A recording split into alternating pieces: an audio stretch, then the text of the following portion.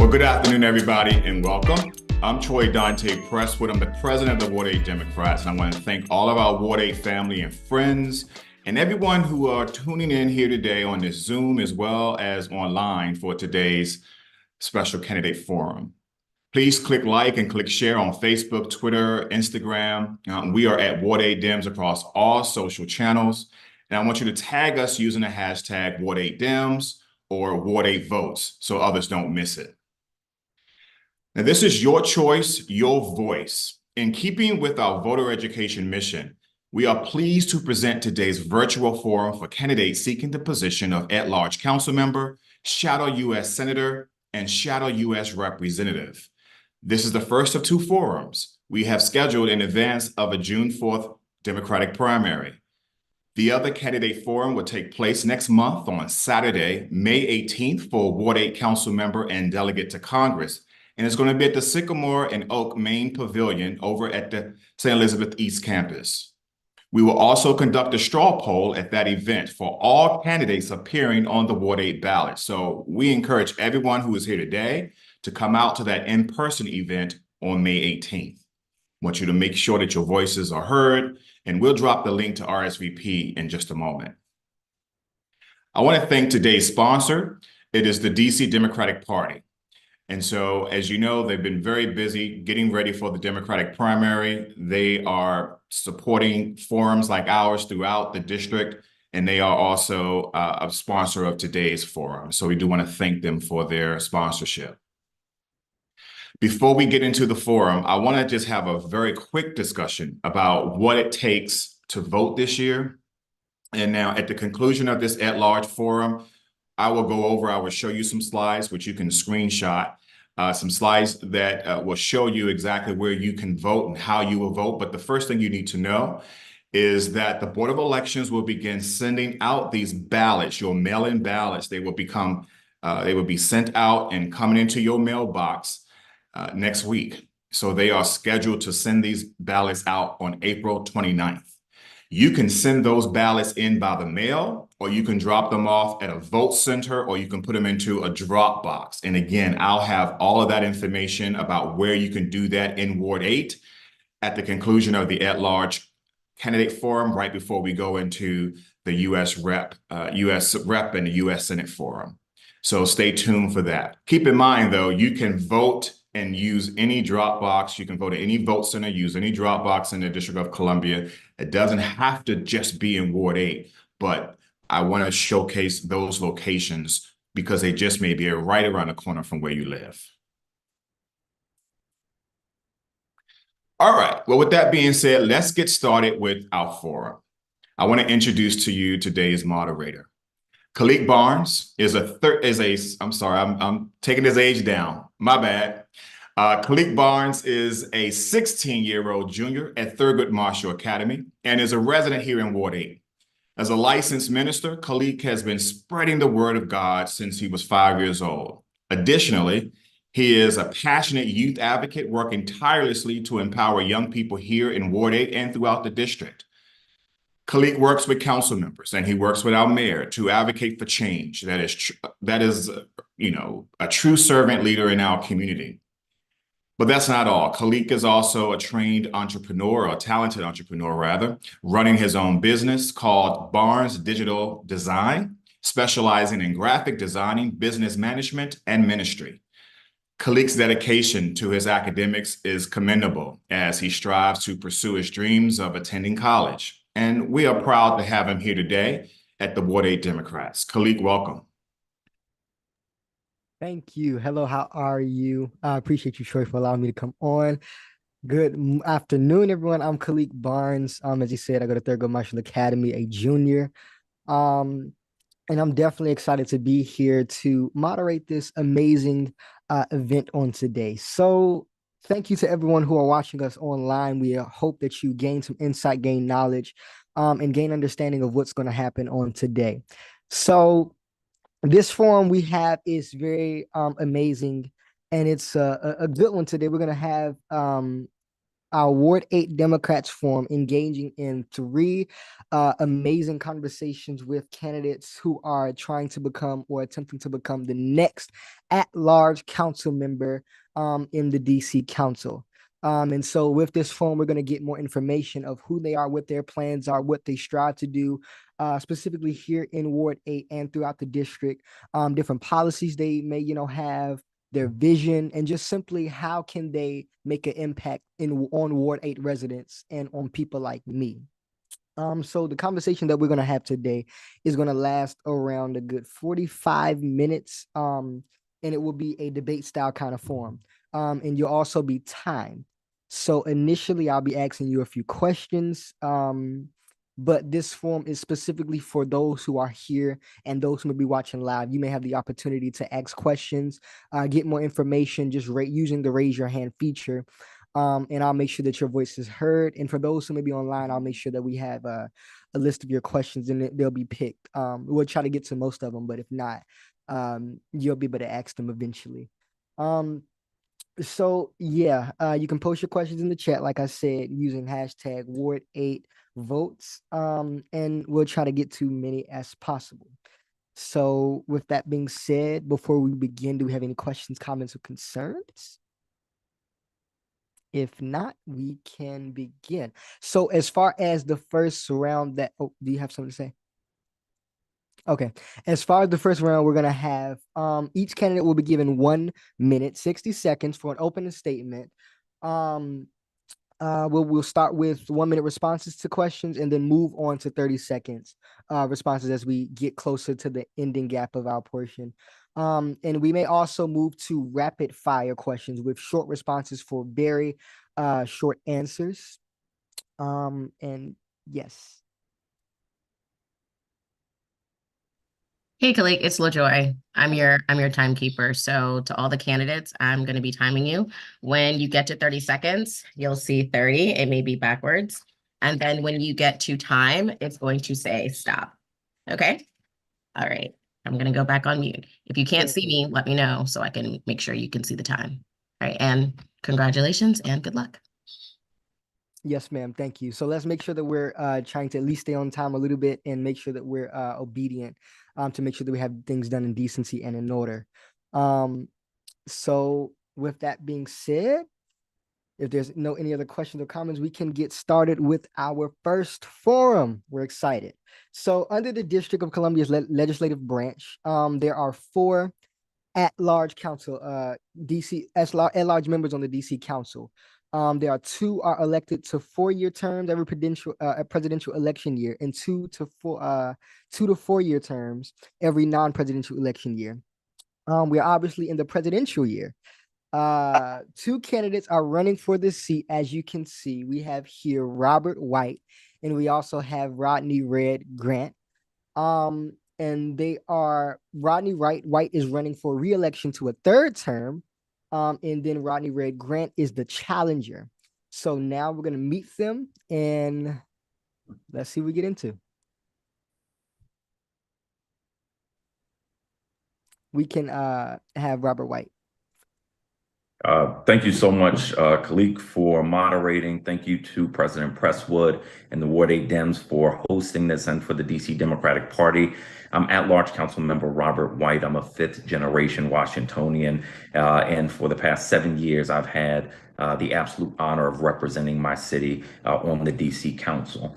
I ran for this position because I felt like we needed more doers, doing things that impacted folks like my family and communities like mine. And so as soon as I got elected, I got to work making major national reforms on returning citizens to help our returning citizens, major national reforms on early childhood education. But then I've pushed further, a full reform of the DC Housing Authority so our residents can live with dignity, focusing on crime, both our response and prevention. How do we help our young people more? Getting to the root causes of problems, creating a free master's in social work program for residents so that people from our community can be a part of the solution in our community. There's so much more to do, and I look forward to talking to you about it today. Thank you. Thank you. Mr. Grant, we can have you. Thank you so much for having me today. I want to thank Mr. Presswood. I want to thank the Ward 8 Dems. This is a special forum. My name is Rodney Red Grant. I'm a Southeast DC native and a Washingtonian by heart and by nature. I love this city of Washington, D.C., and people always ask me, why should they vote for me? Because I'm already doing the work. We're already doing the work of being the chairman of vocational education, bringing it back to Washington, D.C. schools. We're going to push that because we know our young people need vocational education. We know our programs like Don't Shoot Guns, Shoot Cameras have been in Ward 8 for 3 years, showing young people filmmaking from thought to theater, and we're showing them how to be effective leaders in Ward 8. And also me and my wife at Beyond Your Block, where we take our young people off their block and take them to the White House, African American Museum, Commanders games, and we're going to continue to take our young people off their block and show them different things. So thank you so much for having me. I'm so excited about today's forum. Okay, thank both of you. We appreciate you. So we're gonna jump into the questions that we do have. And any of as far as right now, I believe any one of you can answer the question. But we're gonna start with Mr. White. So the first question that I do have is, how would you work to improve education and school quality in underserved areas such as Ward 8? Education is the most important thing that we do as a city. It is the thing that has allowed me to do the things I've done in life, which is distinct from most of my family members who have been priced out of this city and continue to struggle with basic issues. So first, we need to support our teachers. I've been a leader in the council in keeping our teachers in schools. We need to get rid of the outdated impact teacher assessments that's causing teachers to leave our schools that are struggling the most. We need to incentivize those teachers to stay in those schools. And we also need to address the mental health issues that our students are facing when they're seeing the types of issues they're seeing in their communities every day, that when we're expecting them to perform at top notch in their classrooms without giving them the supports that they need. That's why I fought to get mental health workers and social workers in our schools, created a free pipeline for people to be able to do that work. And I focused on things like financial literacy and vocational education, the things that are going to help our young people in the long run. Those are the kind of solutions we need coming from members of the council, and those are the ones that I've been offering. Thank you. All right, same question to Mr. Grant. How would you work to improve education and school quality in underserved areas like Ward 8? Well, like I said, we're already working with schools like Ketchum, elementary schools. We already in schools like Johnson Middle School, where we already implemented the programs like Don't Shoot Guns, Shoot Cameras, and Beyond Your Block. So we're already doing the work that a council member should be doing. We believe in a boots on the ground type of approach, where we fought with our teachers and students over at Sousa Middle School, and we're going to continue to fight for east of the river schools, Ward 8, and it's about having a fighter in office. You know, people need to follow people they recognize and they know that's going to fight for them, and I'm that person. Okay, thank you. So the next question, Mr. White, is what strategies would you propose to improve public safety and reduce crime in Ward 8 and across the district?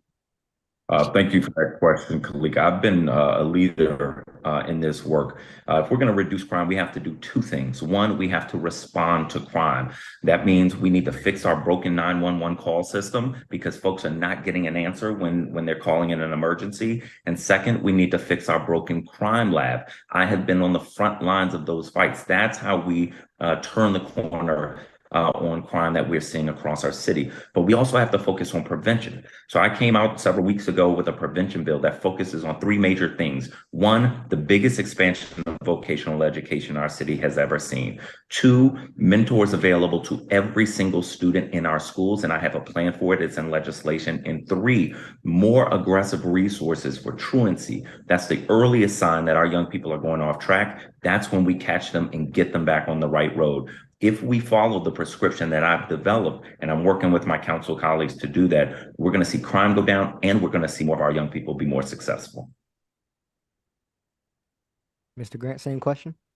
We're talking about reducing crime in our city. Our city is on edge right now, and people in office are saying that they're reducing crime. But a few days ago, we had 71 shots on Spring Road ring out in our city, and it's ringing out every day in Ward 8. So crime is not being reduced by any of these methods that my colleague is speaking on. We have to be really, really passionate about resetting what we're doing. The council has to have people to understand the individuals in these communities that are going through these situations. Young people are hurting out here right now. They have mental issues, yeah, but they also want to learn different things, be involved with different innovative things. We have to put that in our schools. Coding, gaming, all of these things that they love, to bring them to school. Truancy can stop if we give them things that they want to do when they get to school. Okay, thank you. And just a follow-up question, and you can answer this 30 seconds for me. When it comes down to public safety within the perimeter of schools, how can we go about to making that effective for, swift transitions and making it effective for like around the school perimeter? Are you asking me, right? Okay, cool. All right. So, public safety around schools is the most important because our young people have to get to and from school to get their education, and also on public transportation, because a lot of the situations that are happening on public transportation trying to get to school. So we got to make it safe for our young people to get to school and be in an environment. But also, we have to have more officers just around the school watching out just to make sure our young people are safe. We don't want no violence happening around our young people because that's what they want to do, get their education. Yes, sir. Mr. White, you have anything to add?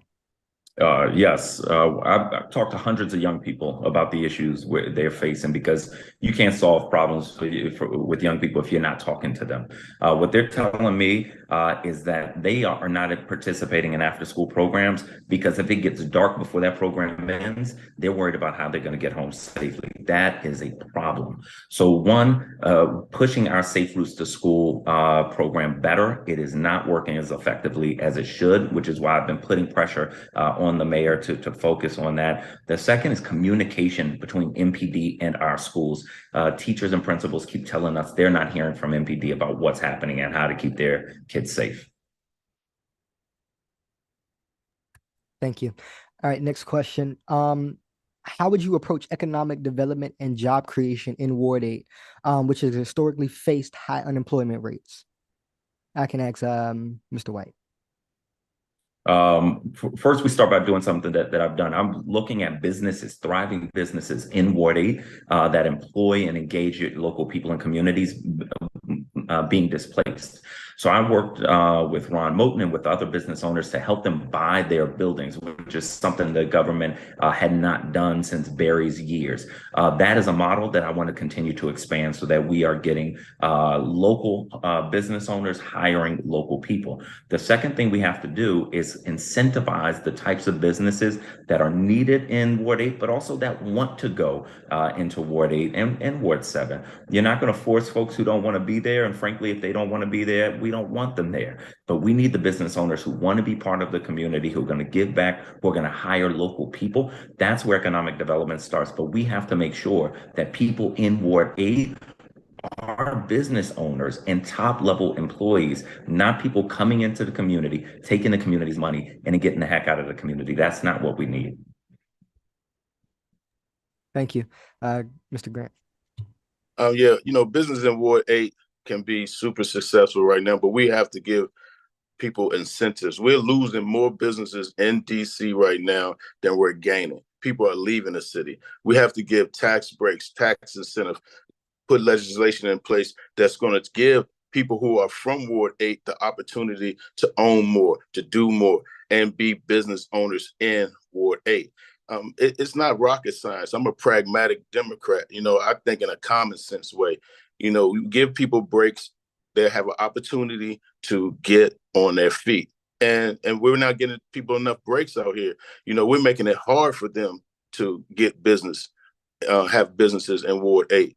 We're making it hard for them to have business in DC because everybody is running down on them and making them pay more taxes and making them feel uncomfortable, can't have any parking in front of their businesses. And that's taking away business. It's getting ridiculous. We're not protecting the business owners themselves. Okay. Thank you. And that ties into our kind of ties into our next questions. What initiatives would you propose to support small businesses and encourage entrepreneurship in Ward 8? We can start with Mr. Grant. Well, I'll continue on what I'm saying about businesses and giving them tax breaks. This is important, and not only a lot of people just don't know the information. The information is not right there for them to grab, and we got to make it more accessible for our Ward 8 residents. It's a shame that you can go uptown and they're giving all kinds of businesses to different people. Then you go to Ward 8, it's being selfish, but they're giving buildings away for $1. Well, why our residents can't get buildings from $1? Why we can't educate our residents of how to get generational wealth? Well, we want them to stay in generational poverty? No, we got to give people opportunity to have generational wealth, and that's what I bring to the table. Thank you. Mr. White.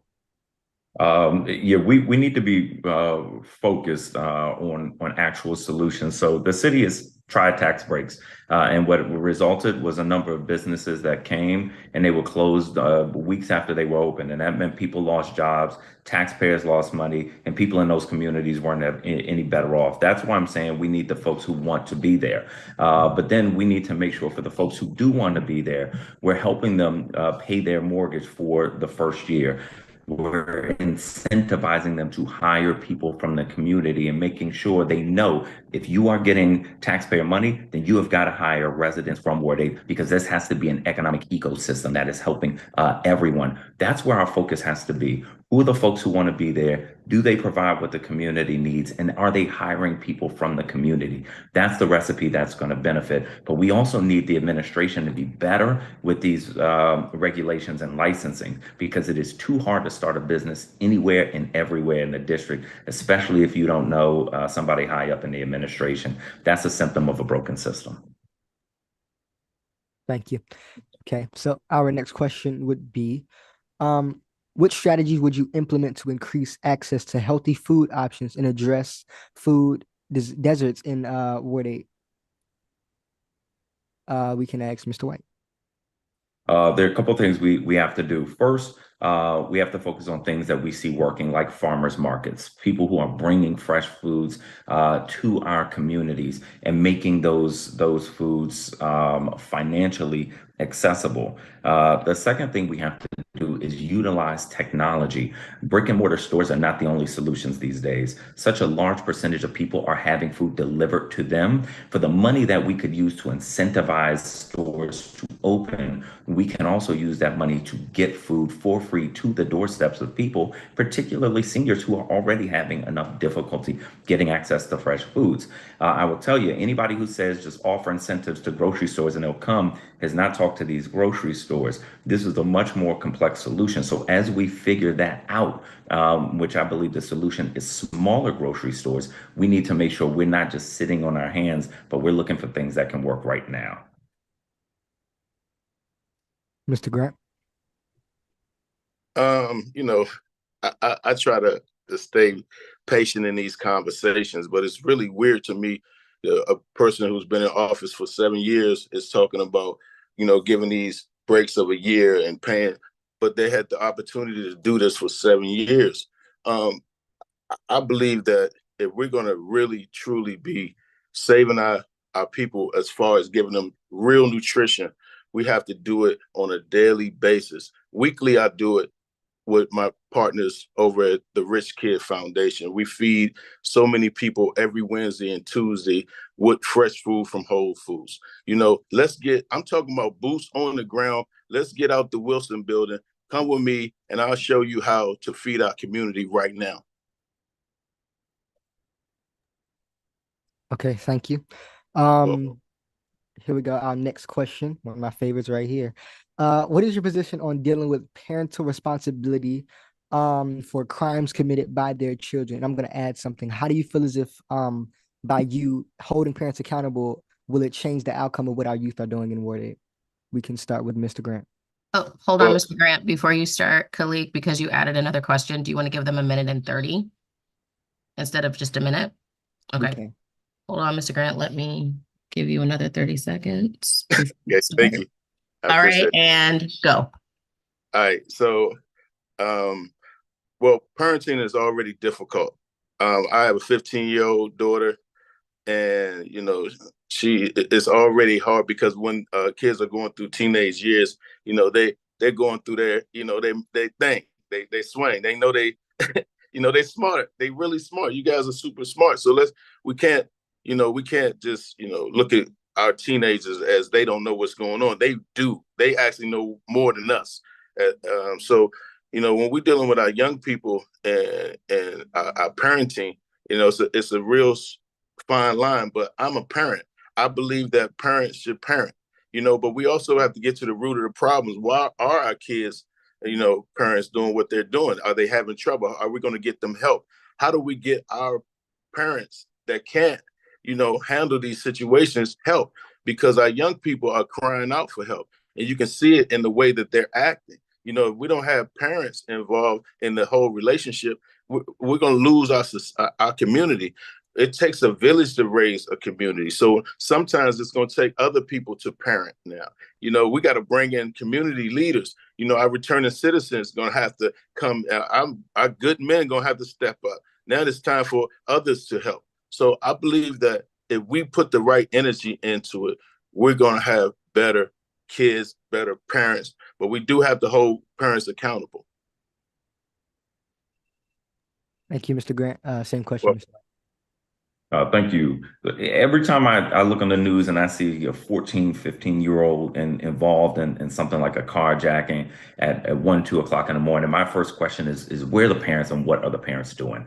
There has to be accountability for parents who are not providing the type of guidance and loving discipline that children need. And we need to turn that corner. Now, this is where this issue gets really difficult. I've spoken to a parent who reached out to me because one of her son's friends was shot, and she was saying, I keep telling him to go to school. I'm pushing him to do the right thing. I don't know what else to do. And this was a mother who loved her son and wanted to keep her son safe, but the son wasn't listening to her. What we have not yet figured out is how do we hold a parent who is neglectful accountable without holding accountable a mother who's trying to do everything she can and who has other kids? So if we find that mother, if we send that mother to jail, are her kids going to do better? They're not. So we need to get better resources to parents, and we can do that. So in addition to better resources for parents, we need to make sure we have mentors for our young people who stand in the gap, people who stand in the gap for those young people who don't have the guidance at home. That's why in the crime prevention bill that I push, one of the things that I'm trying to get done is mentors and tutors for young people across our city because they need more guidance than they're getting at home. So as we help to resource the parents and we have models for that, we also need to stand in the gap for kids. These are doable things that I'm already working on.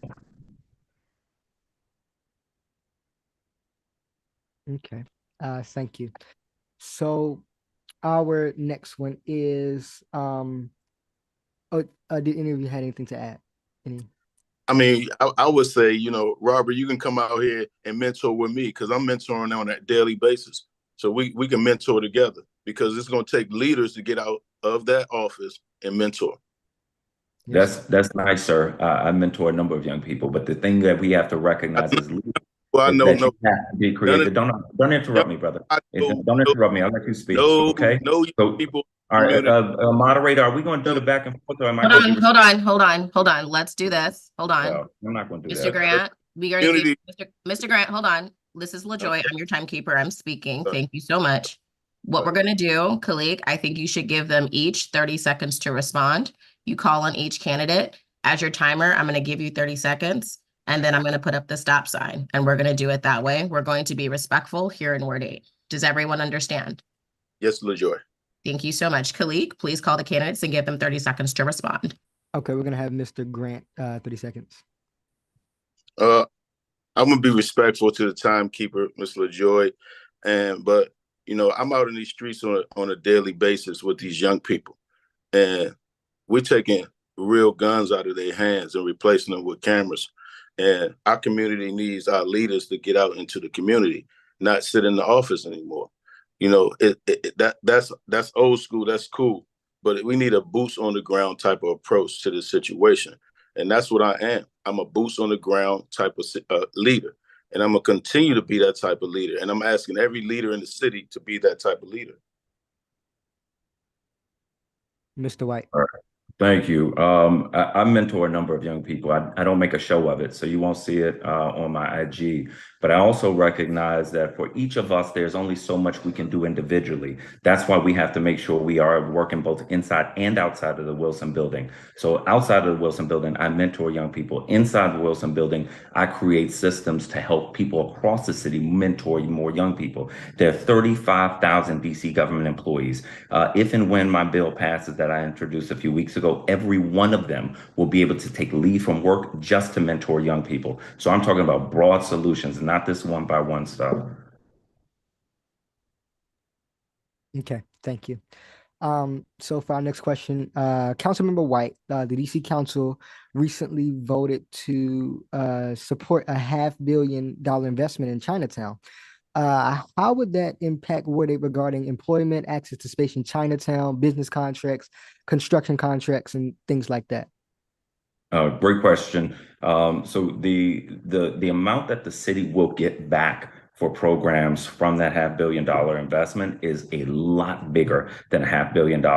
That money goes into our government funds that fund programs across our city. In addition to that, keeping our two sports teams maintains 1,200 to 2,000 full-time jobs and about 2,000 part-time jobs as well. And we are making sure that many of those jobs go to DC residents and specifically residents of Ward 8.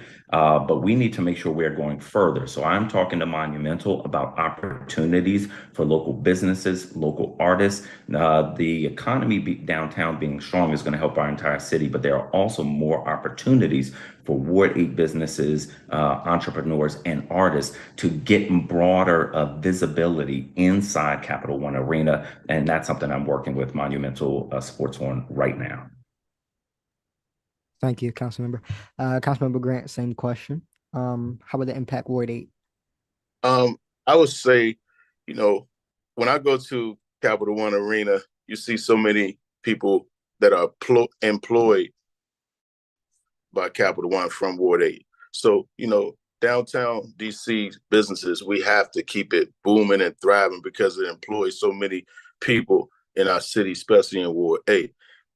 But we got to do other things. Like Atlanta is making about $8.2 billion a year in filmmaking, and we're making about 5 to 7 million. We need to increase that, give that energy into filmmaking also, and give our young people opportunity to roll into that, be the next filmmakers, be the next giant city. Why Atlanta is the only places that we can go to make films. Let's make DC the next film making city, and we can make about $7 to $8 billion and add that to our economy. Thank you. Any other concerns or additions? Mr. White. I'm gonna give you each 30 seconds to respond. Okay, so hold on, Mr. Moderator. Let me reset the timer.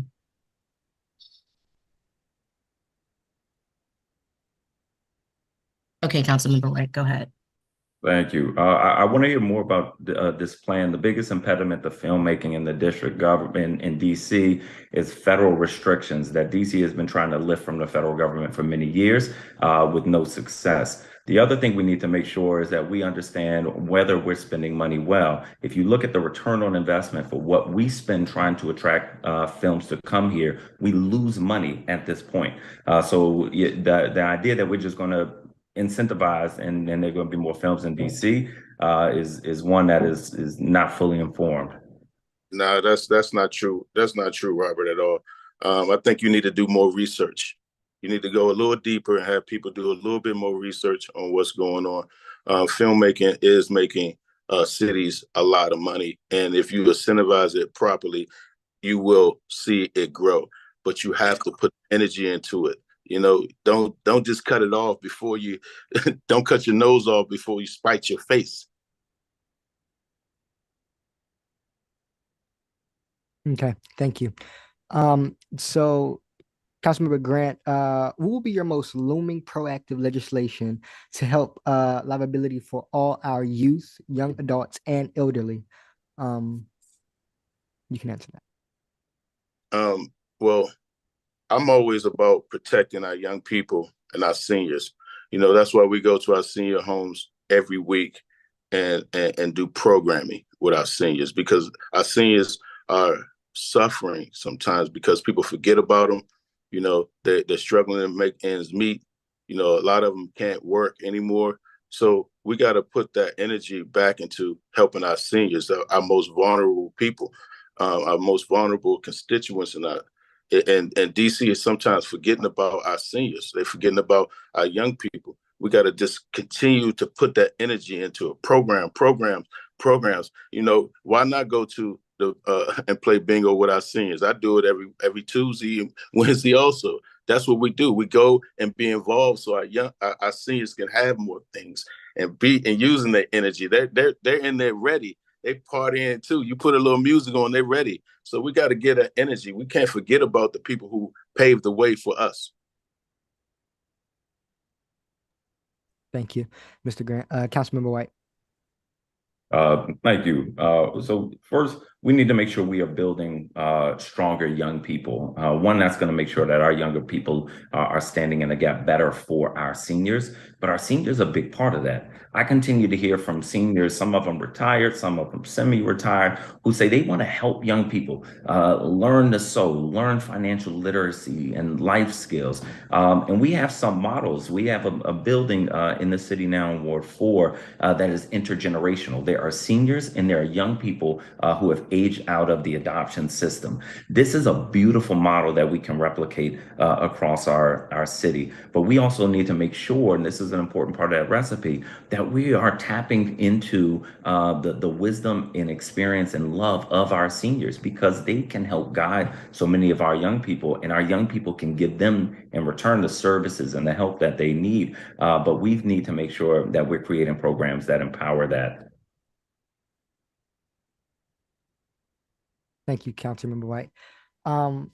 Next question is, my apologies. Next question is, how do you feel about Initiative 83? Do you support it? We can ask Councilmember White. I don't support Initiative 83 at this time. I think it solves one problem and creates another. And let me say more. The Initiative 80. I'm sorry, to the asker of the question, I'll have to spend some of my answer time explaining what Initiative 83 is. Would you mind saying what it is so I can use my time speaking about my position? Hey, this is Troy Presswood. I do appreciate the question, Councilmember White. I will just point people to our previous forums where we've talked about Initiative 83, where they can go and watch that. And so I think just for the purposes of the time that we're doing right now, you can just go ahead and just give them your view on it. And then we will, again, point people to our previous forum on it. Okay. So we don't, yeah, but we can restart your time. Thank you. Thank So you. is this a question or just a regular question? Is this a yes or no or explanation? It's a 1 minute question. Okay, cool. Thank you. Thank you. So in ranked choice voting, where people get to vote for multiple people, the idea is that it will lead to better elections where people get elected with a majority of votes. My concern is that there is already an election in DC where people get multiple votes. It's the at-large general election. And if you look at the entire history of the at-large race, people bullet vote in DC. So the top vote getter, it gets a ton of votes. Then there are more undervotes than there are votes for the second highest vote getter. So we in DC have a culture of bullet voting. What I've never been able to get a clear answer to is what happens to the integrity of elections and ranked choice voting if the majority of people bullet vote. And so because I'm still not comfortable that we have an answer to that question, I don't support ranked choice voting at this time. Thank you. Mr. Grant. No, I do not support ranked choice voting. Because of a few reasons. I feel like we should be putting energy into getting our young people to vote. I think we should be putting energy into making sure high school kids going into high school, as soon as they get there, they know when they're a senior, they're going to vote. Put that energy into our young people. And I don't know where ranked choice voting is going to disturb the Democratic Party and itself. So I'm a little weary about it, and that's why I'm leery. So it hasn't really been fully explained to how it's going to really benefit the Democratic Party. So that's why I say no to it. Because if you're putting something in place that no one really understands and is splitting the city so viciously, then no, I don't agree with it. Thank you both. What is your plan, Mr. Grant? What is your plan to expand affordable quality housing in all 8 wards? Great question. Well, affordable housing itself has to be, really affordable. We, everybody's talking about affordable housing, but it's still not affordable. $2,500 a month, $3,500 a month. That's not affordable for people who are making, $40,000 a year, $60,000 a year. That's too expensive. They spending all their money on their living. So I believe that we have to deal with the MFI, the problem, the median family income. We're using median family income from Loudoun County, Montgomery County, and different counties to project what our people making. We got to get a real MFI. We need to lobby HUD and get this MFI straight in Washington, D.C. so people can really pay the right rent rate. Thank you, Mr. Grant. Councilman White, same question.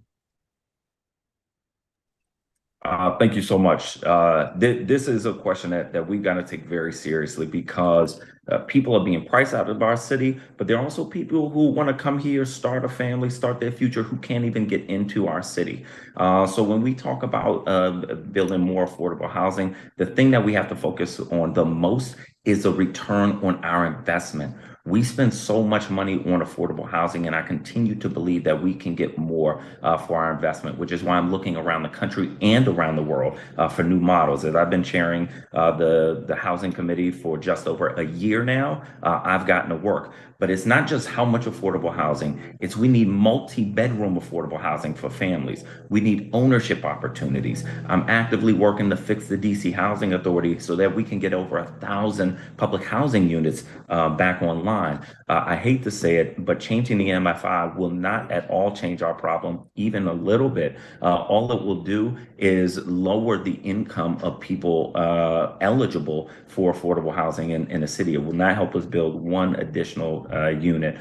So we want to continue to focus on those solutions.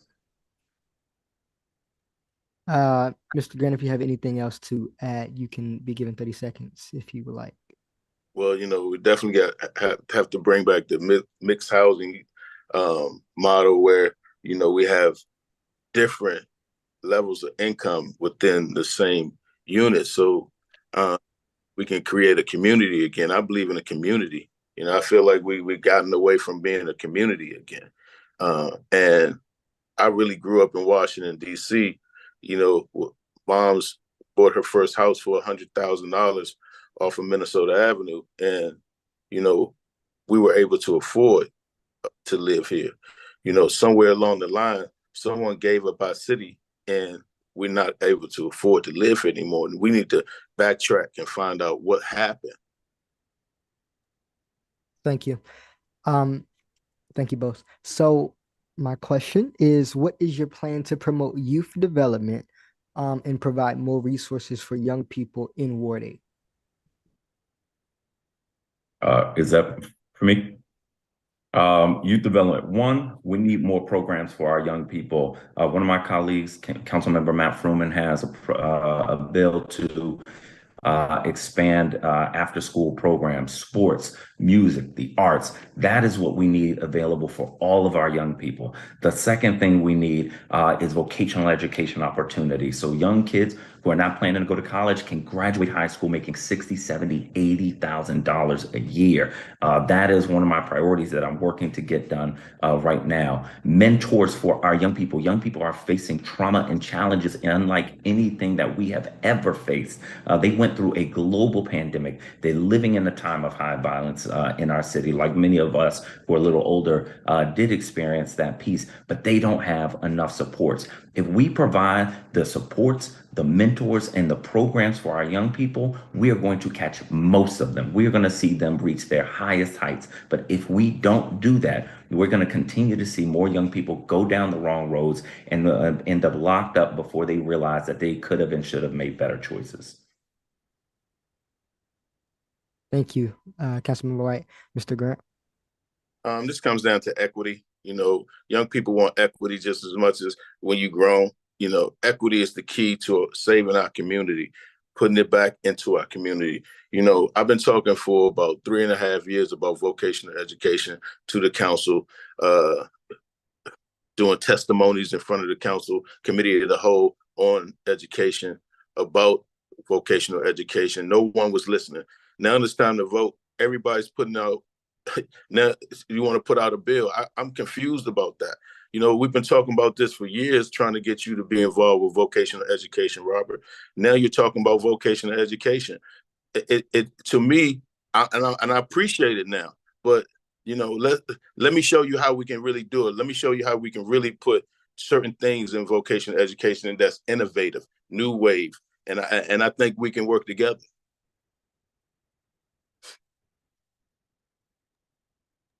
Thank you, Mr. White. If you have something to add, you have 30 seconds. I appreciate it. I'd be happy to work with Mr. Grant on this. I've been working on vocational education for years. The first step is not usually to introduce a bill because the administration can do this without legislation. So I spent a lot of time trying to push them in the right direction. Once you hit a roadblock, you take a different route. But then it's not just in introducing a vocational education bill. It's making sure that it's designed in a way that empowers unions, that makes sure kids who go through programs actually end up in high-paying careers. So trying to make sure we get this right. I want to be right. And that's why we've been putting in the work for years. So I appreciate that. Thank you both. So final question is, how would you ensure that the concerns and voices of Ward 8 residents are heard and represented on the DC Council? Mr. Grant.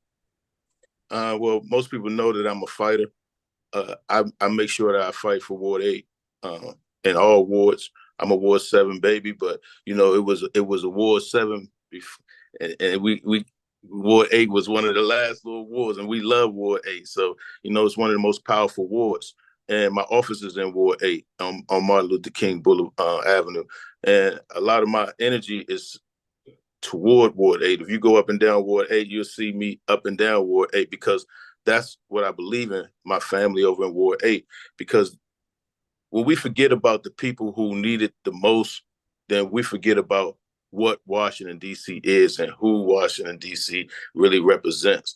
And we can never forget about what Washington, D.C. is. And it's about family. It's about friends. It's about going out and have your nice little summertime cookout, going to Fort DuPont Park, listening to Pieces of a Dream. Let's bring that back where we don't have to be ducking bullets every day.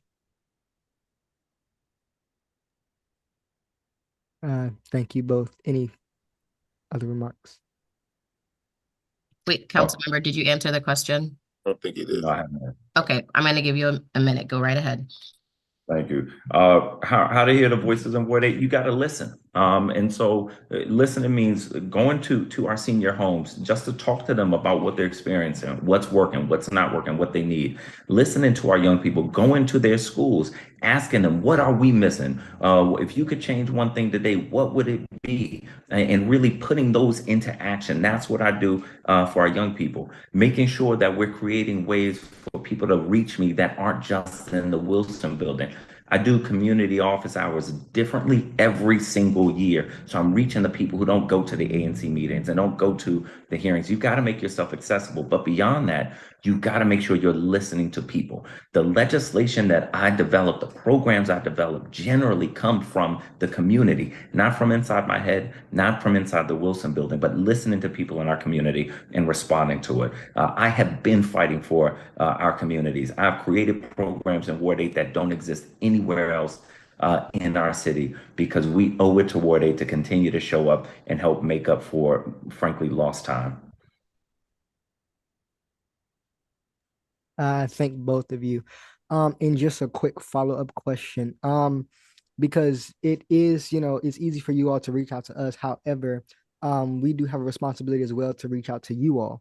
We can't just sit back, see something, and don't, respond or do nothing to it. So how can you, because you mentioned it, Councilmember White, how can you make it more available or make us not more heard, but more available for us to willingly come to you? Because a lot of us, we don't know how, kind of. So how would you take the steps to do that? Yeah. So one, email me, rwhite@dccouncil.gov. Hit me through social media. You will see me in the community, whether it's at libraries, senior homes, elementary schools. So I try to make it easy to reach me. But if folks need help, reach out to me. Folks around the city know, in terms of constituent services, I have one of the most responsive offices in this city. And as people need help and also need difficult things done, my office is the place many of them go. Thank you, Mr. Grant. 202-912-0216 is a number to call. Anybody can contact me directly. And I feel like that's what we have to be doing, direct contacts. What did we get away from the Marion Barry love when he can pick up his phone? We got to get back to that system where the people who are public servants and who are getting hired are picking up their phones and are making sure that the things you need get to the right people. And that's where I am. I'm going to make sure that we pick up the phone. I thank both of you. Okay. So final question. How can the Ward 8 Democrats support your work and your efforts? You both have 30 seconds each. We can start with Mr. White. Councilmember White. Ward 8 Dems, continue to be involved. First, vote and make sure people in your community are voting. Get involved in a campaign that you believe in, because we're working to continue to make changes in the city, real changes. I'm not running to stay elected. I'm running to keep making changes. And we need all the help we can get because government can't do it alone. Community can't do it alone. But when we're working together, we are doing powerful things. And we have proved that over the past 7 years. And we're about to show them even more in this next term. Thank you, Mr. Grant. Well, I want to thank the Ward 8 Dems for having this. The Ward 8 Dems can be involved by just continue to tell people to vote. It's really about getting our numbers up, especially in Ward 8. We have like a 22% voting rate of people who can vote. We need to get that up 60, 70%. We need to be the one who control the city as far as voting. Let's don't give up on our power to vote. That is going to be the way we change and get the city back together. Thank you. And here is closing statements. We're gonna have both of your closing statements. You're gonna have 1 minute each. And we're gonna start with Mr. Grant. All right. Thank you so much. First, I want to thank everybody for showing up to this important forum. And the question I want to ask is, aren't you tired? Aren't you tired of bullets flying in our community and our young babies dying out here, and mothers crying and fathers crying and uncles crying? Aren't you tired of grandmothers can't get off their porch? I'm tired because every day we're facing this issue in our city. And I feel like, as much as, our council is there, they're not there. We have to have a council that's coming together, working out solutions together, not a council that's separate, that's always beefing with the mayor. And, we got to have someone in there that can have a solution base and be able to get the job done. I'm that person to get the job done. I'm Rodney Red Grant. I've been working in this beautiful field of entertainment for a long time, but I'm also a businessman, a philanthropist, and a humanitarian. I'm going to continue to be that for the city of DC and for Ward 8. Thank you, Mr. Grant. Councilmember White. Thank you. Thank you all for hosting this. I'm going to tell you what we all know. DC is an incredible city, but we also have real problems. And we need to make sure that we have people fighting for us who are going to produce results. Everybody can point to the problems. But since I've been in the office, early childhood education, addressing crime, vocational education, mentors for young people, free masters in social work program, full reform of the housing authority, huge leaps in supporting returning citizens, first jurisdiction in the nation to restore voting rights to all incarcerated people, keeping teachers in our schools, financial literacy for our young people. That is just a fraction of what we have been doing because I come here to work. I'm serious about solving problems. I'm fighting for our people. And I don't look at issues and say, oh, these are big problems. I see issues and I say, how do we get to solutions? That's what I've done. That's what I want to continue to do. That's why I'm asking for your vote and your support in this election. This election is about the future of our economy and the future of crime and problem solving in a way that supports our communities. And I'm here for the fight. Thank you so much. Well, thank both of you for your time today and you being willing to share your proactivity here for those in Ward 8, such as you, myself, and young adults and other people. And so once again, we thank you. So now we're going to turn it back over to Troy to provide us with updates and different things like that. So once again, we thank you both for coming on, and then we're going to have Troy. Okay, thank you, Calique, for that. And thank you for moderating that part of our program today. And thank you all for being here. Thank you to Councilmember White and to Rodney Grant. It was very spirited. I hope that members of the Ward 8 community learned a thing or two from the questions that we heard today. And so I am thankful for their participation and for all of you. I did drop into the chat, and we can do that online as well for those who want to go back and view the forum on Initiative 83. But very quickly, because I didn't want to cut into the time of the candidates, but that Initiative 83 as it stands now will, if it is going to make it to the ballot, and it's still going through a process here, it will do two things. It will create ranked choice voting in the District of Columbia. You've heard both candidates weigh in on that. And it will also open up our primaries to any candidate or any person who is non-party affiliated. So the DC Democratic Party, as well as the Ward 8 Democrats, we are against that. And so we are telling our members to vote no against Initiative 83 because of what it does. But rest assured that the fight is not over on both sides. And so make sure you stay tuned. We're going to continue to update and inform the public about what's happening with Initiative 83. But for right now, we are totally against it because it does two things: bring ranked choice voting, which we are against, as well as opening up our primaries, which also we are against. Our party is open to everybody. Only thing you have to do is tick off a box and say, I want to be a Democrat. You are allowed in. That's all. You don't have to pay a fee, anything. You just have to commit. And so I dropped in the link where you can go back and look. It's about halfway through that forum there that we had. Halfway through, you can watch it if you like. Okay.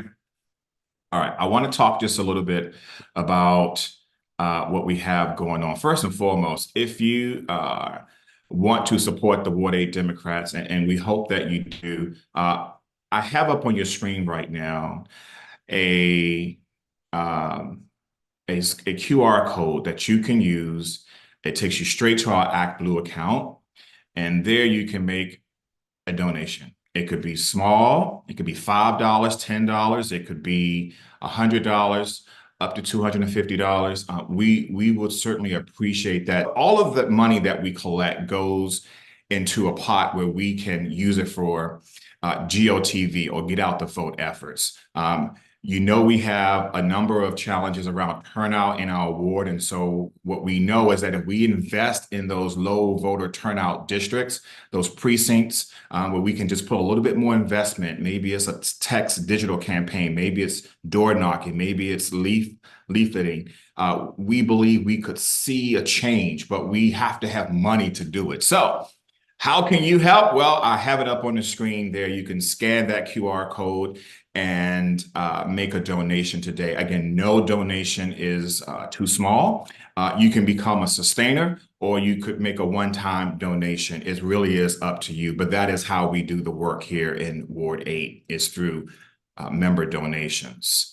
You can also go to our website at ward8dems.com. You can click on the donate button at the very top, and it will take you to the same place. And those of you who received our newsletter, well, there's a place in that newsletter as well. If you can go back and take a look at that, that you can click on, that will take you to our Act Blue page. And I know my treasurer would really appreciate me putting in this alert here. I want to talk, oh, by the way, we are your local political party. And so we have lots of ways that you can work with us. On the Ward 8 Democrats, we have a number of committees, from youth to seniors to public relations to fundraising, something that we just talked about.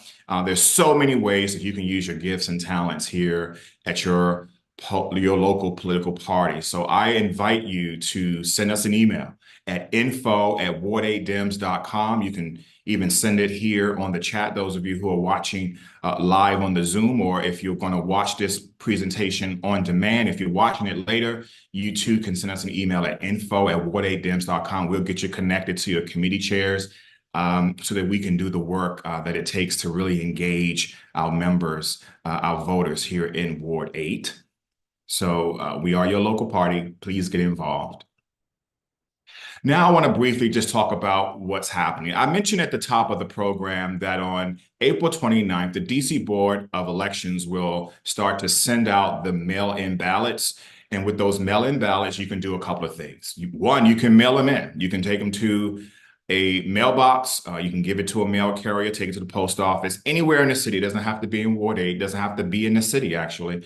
But you need to take it to a mailbox and then for it to be received. I would encourage you to sign up for a program that the Board of Elections offers, so you can track your ballot and you can see when they've received it. You can see when they processed it. It doesn't tell you, it doesn't attach to you in terms of who you voted for, but it does let you know based on the scanning of the envelope that it's been received. And so I encourage you to do that.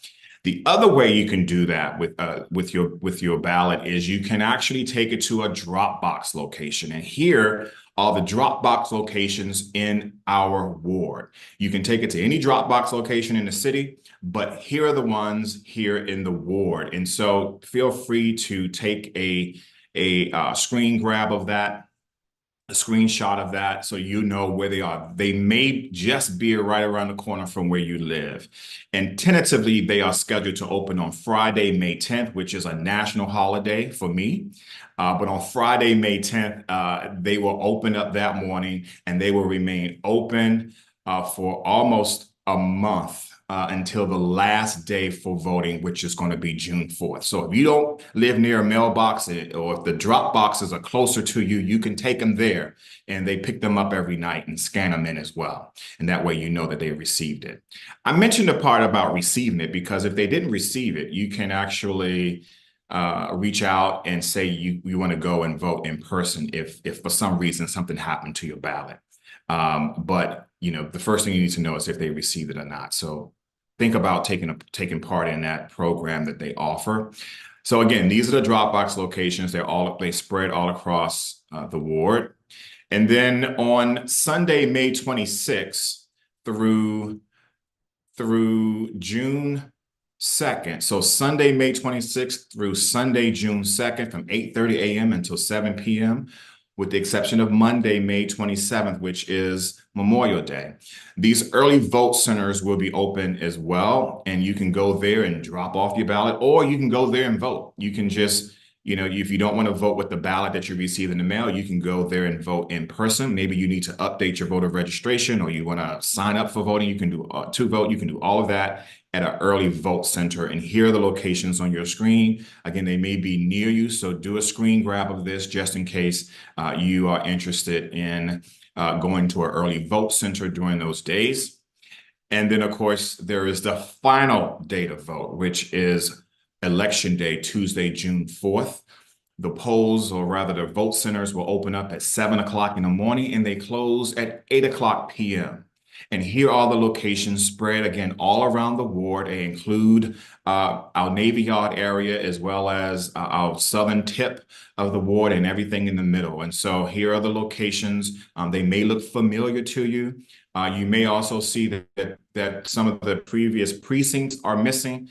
That's because the Board of Elections have moved away from a precinct model and they're using what we call a vote center model.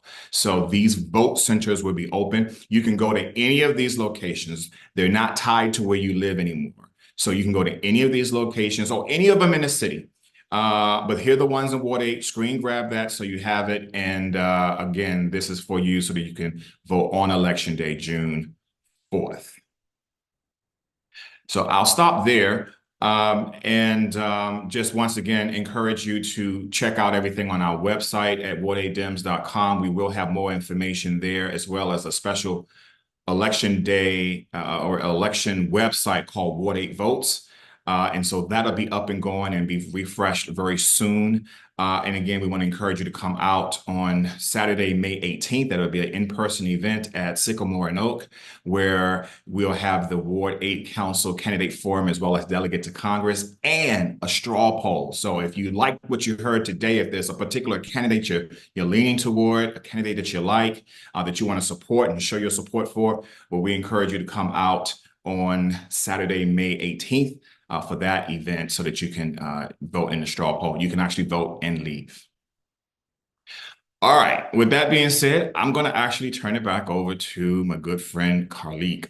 Calique, please, at the end of this program, you must, share with us at least your Cash App or something, because I want to make sure that people are loving on you. You have done such an amazing job for us so far.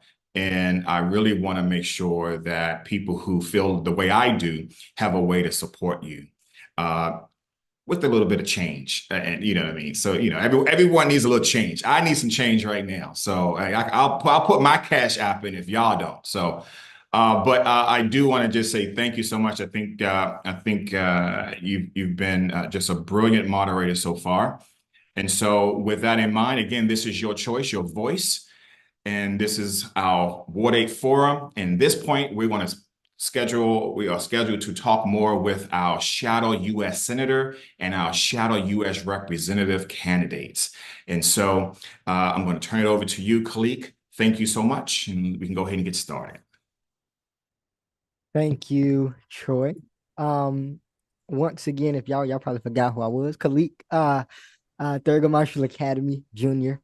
And we're going to proceed with the forum, engaging in three more awesome three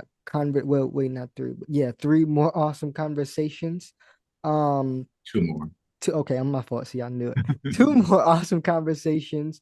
And we're those who are becoming the next shadow U.S. Senator and shadow representative for the District of Columbia.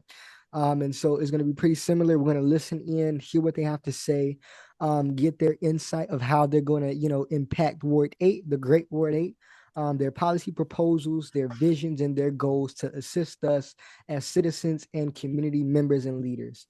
So our conversation will last about a good 45 minutes, and it's going to be also debate style. And then initially, I'll throw in a couple follow-up questions here and there. And it'll just be a good dialogue and conversation that we're going to have today. And for those who want to ask questions, you can use the Q&A feature, or those who are online, you can type it in, and you can use hashtag Ward8Votes. So as far as this round, each candidate will have 1 minute, 60 seconds for just 1 minute for an opening statement. And we're going to start with 1 minute responses to questions and move to 30 seconds as we near the end of our session. We may also move to rapid fire questions with short responses for very short questions. So any little rebuttals, we'll try to incorporate that, but we're going to keep it in order fashion, do things in decency and in order. So if there are any rebuttals, you'll be given 30 seconds to respond. And yeah, so any questions, comments, concerns thus far? So the Shadow U.S. Senator and the Shadow U.S. Representative for the District of Columbia is a non-voting symbolic representative elected by the residents of the Washington, D.C., us. While they are not officially seated in the U.S. Senate or the House of Representatives, their primary role is to advocate for D.C. statehood and for congressional representation. The shadow senator and representative serve as a vocal proponents for granting D.C. statehood, which will provide the district's 700,000 plus population full voting rights and representation in both the House of Representatives and the Senate on par with existing states. It's an open seat in the shadow U.S. Senate race, as current shadow U.S. Senator Michael Brown is not running for re-election after 3 terms. In the shadow U.S. representative race today, we have Owolewa. Did I say that right? Oye Owolewa. Owolewa. Okay, running for re-election a second term. Linda Gray is the challenger.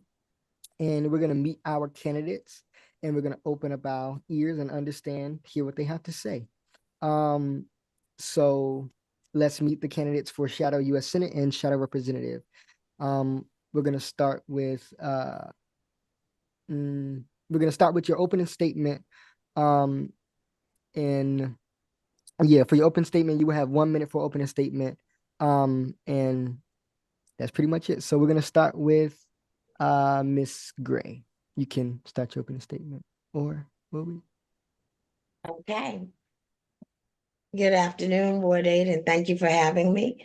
My name is Linda Gray, and I am a candidate for U.S. Representative. I am a 5th generation Washingtonian.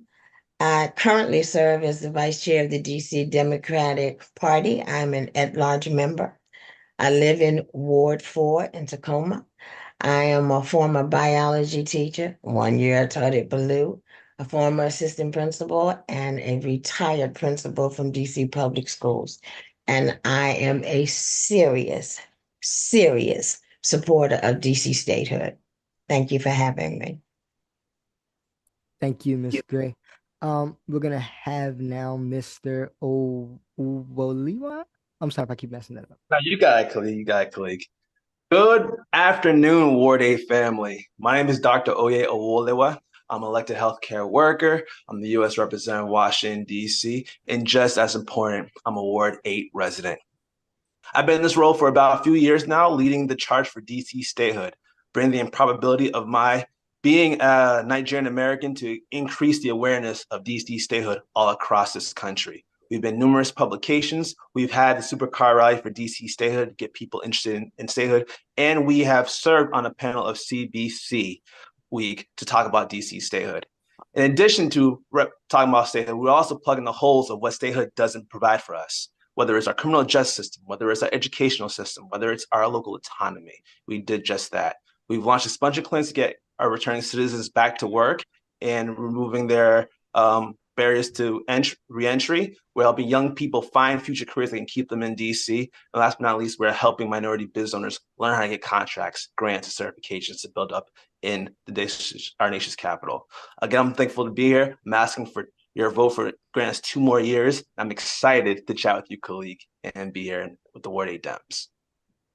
Thank you very much, sir. Now we're going to have our opening statement from Mr. Kinlow. Well, good afternoon, Ward 8. Hi, I'm Eugene Kinlow. I am here in the Bellevue section of Ward 8, where I've lived since I was a young kid.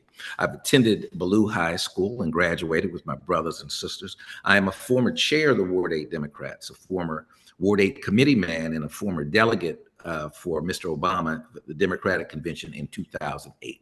So Democrats matter. I'm running for the position because I'm passionate about DC voting rights, statehood, and human rights right here in Washington, D.C. Because here in the city some people call the most powerful city in the world, we are treated as second-class citizens. And I think that is wrong. I'm running because I have been doing the work of the senator. There's no one else who's running for this position has done the work that I am doing now and have done. I've been at every stage of our development and our advocacy for DC voting rights and statehood for the last 20 years. Every significant protest I've helped organize. I was there in 2004 when the Democrats were at the convention in Boston and organized the Tea Party. I was there in 2008 when we were in Denver and organized an event from the Mint, because we talk about taxation without representation. So I was there. I was there in 2011 when Mayor Gray, Mayor Bowser. Mr. Kinlow, you're at time, my dear. You're at time. Pardon? You're at time. Okay, thank you. Thank you. Vote Can Kinlow. can you all see me? Can you see this? Like when I hold up signs, you guys can see me? I got you behind the banner. So let me move this banner so I can see you. Thank you, LaJoy. You're welcome. Okay, thank you. All right, so last but not least, Mr. Jain. Hi, all. First of all, I want to thank the Ward 8 Democrats and Calique and Ms. Johnson and Mr. Presswood for hosting this forum. It's so important for people across the city, and can you hear me? I can't talk to you. Sorry. Okay. So I'm so excited for people across the city and especially in Ward 8 to understand what the positions can do and learn more about who we are as candidates. So my name is Ankit Jain. I'm a Ward 2 resident in the Mount Vernon Triangle area, and I'm a voting rights attorney with Fair Vote. Before that, I worked for 4 years as an attorney with the Sierra Club doing environmental law. I am running for this position to be an effective, a collaborative, and an independent voice for DC as your next shadow senator. Statehood is a passion of mine. It's an issue I've been working on for many years now. And I have the vision for what this position can do. And I bring a fresh perspective on how to get what we need in DC out of Congress. And I have the legislative advocacy experience we need from our chief advocate before the US Senate through my work with Fair Vote and with the Sierra Club. And just a little bit personally about me, I'm a lifelong DC sports fan, especially a Wizards fan ever since the Jordan years, when I was lucky enough to help introduce Michael Jordan onto the court. Just got plucked from the stands randomly and got to high five Michael Jordan. And I am a biker. I don't own a car, and I'm a Metro super user and ready to fight for federal funding for Metro. Thanks so much, and I'm excited to be here. Thank you, sir.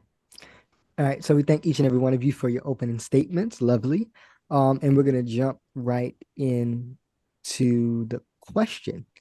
So our first question that we have is, what will be your top priorities and legislative agenda as a shadow senator or representative in advocating for DC statehood?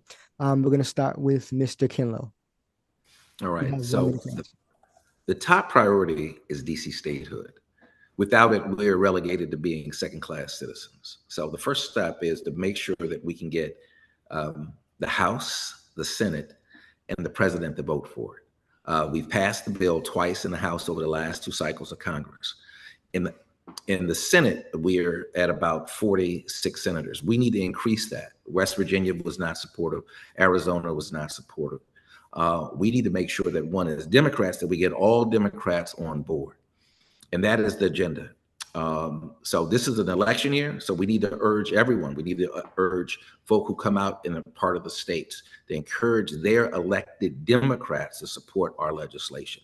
I believe we can get statehood, but it's going to take a lot of hard work. But what first we have to do, what we need to do to convince all of us as Democrats to support DC statehood at the convention this year and beyond. Thank you, Mr. Kinlow. Ms. Gray, I'm sorry. Same question? Yes, okay. What I plan to do, well, we're already on the ground running with this.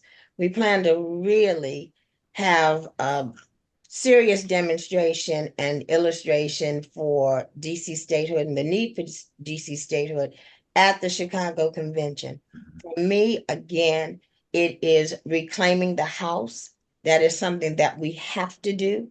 We need 4 votes on the side of the Senate. We know Manchin is leaving.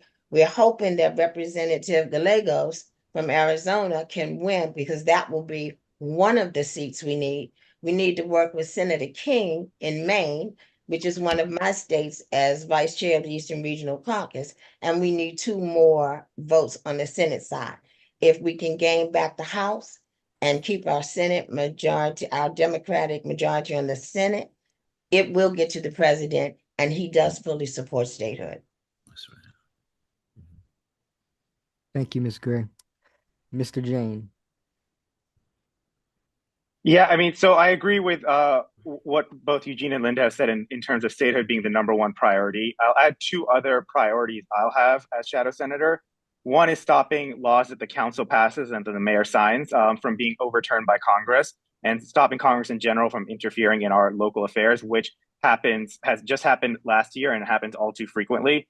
And the third thing is getting federal funding for DC priorities like Metro, like housing, affordable housing, and other issues like that.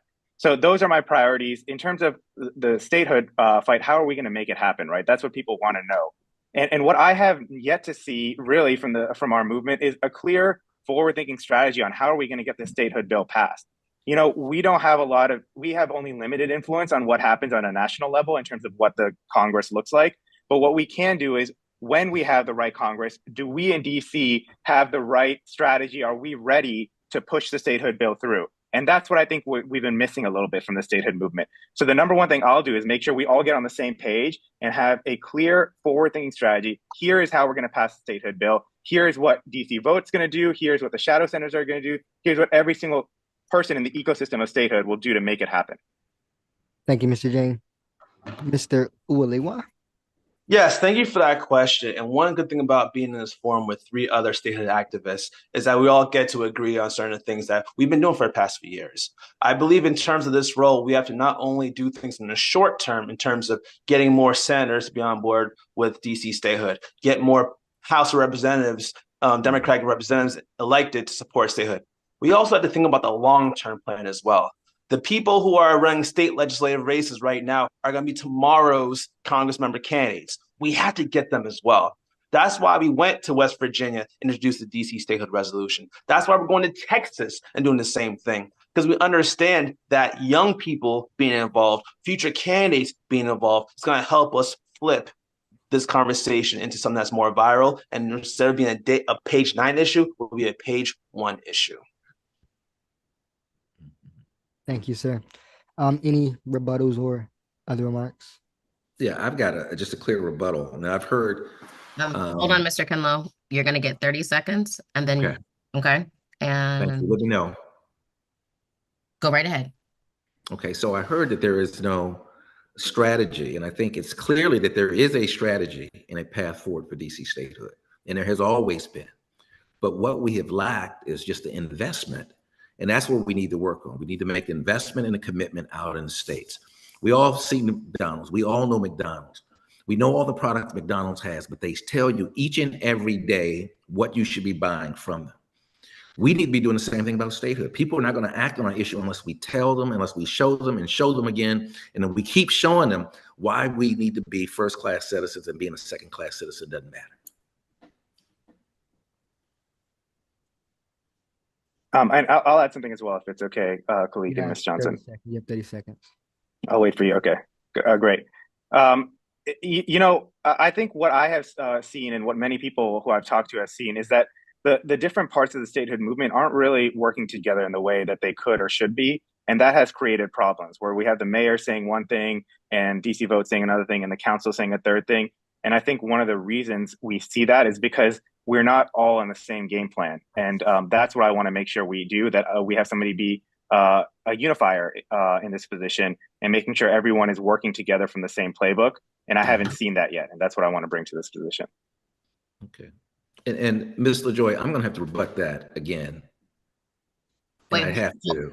Hold on, wait. Sorry, that's the timer, y'all. Hold on, Mr. Kinlow. Calique, did you want to give Oye or Ms. Gray another chance to add on before we do another rebuttal? I'm going to kick it to you. If any other one of you have a rebuttal. Well, the only thing that I would add on to that is that I'm not sure that we don't have a clear strategy. I think there are different pathways to get there. For me, my pathway has been through state parties, is to get 100% approval and an official vote from every state party in this country to support DC statehood. I mean, that opened up a pathway for us to, get to more congressional members. So I'm not sure that we don't have a strategy that we're not on the same page. I think it's just different ways that we do things, and that just happens to be one of the ways that I've been successful. So I add that to the mix. Can I do a rebuttal? One thing that I don't like, and I think Ward 8 doesn't appreciate, is solo credit for group action, right? We all were part of this together in terms of getting certain Democratic parties to support DC statehood. In addition, this shouldn't be a Democrat versus Republican issue. This should be about a matter of keeping us equal to our friends and neighbors in Maryland and Virginia. Beyond that, we need to make sure young people, regardless of what their political affiliation is, understands the importance of having DC representatives voting and DC residents having their voice heard on a national policy standpoint. May I ask a question? Hold on, Ms. Gray. Calique. Hold on. Okay, so we're gonna do one follow-up rebuttal for each question. So as far as we're gonna do one from each person, one rebuttal for each question. So we're gonna have to move on to the next question. Which is, what unique perspectives or experiences would you bring to the role of shadow senator or representative? We're going to start with Ms. Gray. Well, the perspectives that I bring will be the things that I will do. First of all, the one thing that I do know about this particular position is that the first and foremost, is that you have to support this issue, and you have to continue to teach and show people what it means really not to be a state. I have found that when we do that, people get it, and they understand it. The second thing you have to do, and I think to be on this job, which is a voluntary position, is to get on that hill, to talk to members of Congress, but also to be there, present in the moment when there's an oversight committee or an oversight hearing, and they are attacking home rule. We need to be packing the room. Thank you, Ms. Gray. Mr. Jain, same question. Yes. So I am a voting rights attorney, right? I work on voting rights issues every day. I work directly with a lot of the nationwide democracy groups that are essential for our push for DC statehood, whether you talk about Campaign Legal Center or the Brennan Center or ACLU, and the list goes on. And so I have experience in advancing voting issues on a national and a state level issue through my work. And one of the things that I have learned is that people often misunderestimate or underestimate the importance of these advocacy organizations in advancing our agenda. And so what often happens is that advocacy organizations will write a bill, and you'll have a legislator be the champion and introduce the bill. And so I've seen that process in action. I've been a part of that process. And so I'm going to bring that experience to this position and my connections to these nationwide organizations, who are the ones who have members in the districts of the senators and representatives who we need to vote for us. We don't have the vote in Congress, so we need to be pushing people who do have the vote to push their representatives to advocate for us. And so that's what I'll bring to this position. Yes, sir. Thank you. Mr. Oye. Yeah, thank you for that question. Unique perspectives to bring to this office. One thing about being an incumbent is I can't just tell you what I want to do. I can tell you what I've been doing.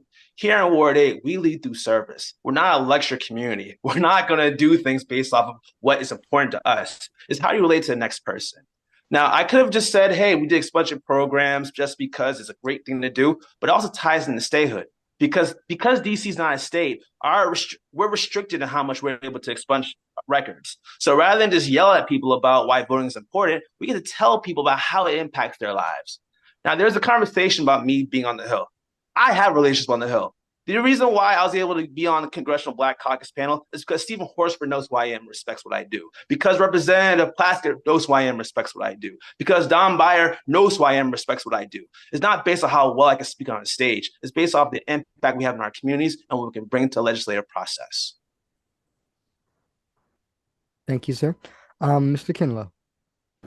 Right, and the perspective I bring is I think it's kind of a full universe. It's one of being an activist, an advocate, a person who's worked up on Capitol Hill, a person who managed the mayor's office of federal and regional affairs and maintained relationships with many elected officials throughout the country. It's about a person who's worked with many national organizations, including Fair Vote, NAACP, Leadership Conference, League of Women Voters, many national organizations that have been carrying water for our issue.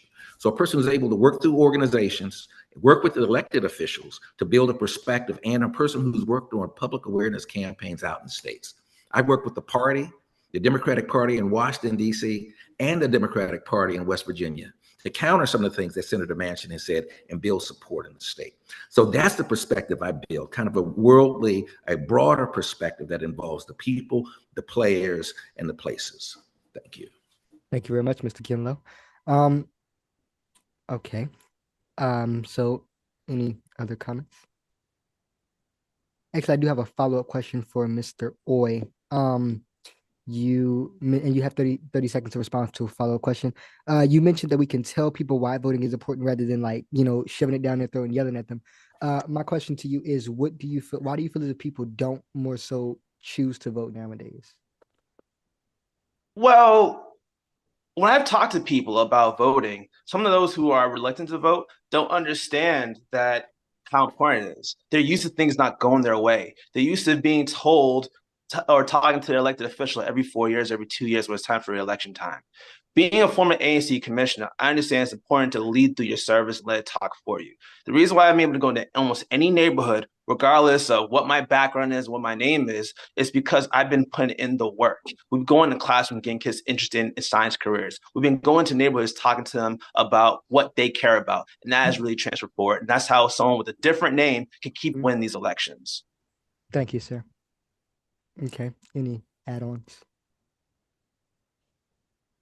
If not, we can move on to the next question. So beyond statehood, Mr. Jain, what other issues would you focus on as a voice for DC residents? Yeah, I mean, so number one is working with our council and with Congress to make sure that the Congress is not interfering in our local affairs. Just a little over a year ago, we had Congress overturn a bill passed by the council for the first time in, I believe, 20 or 30 years.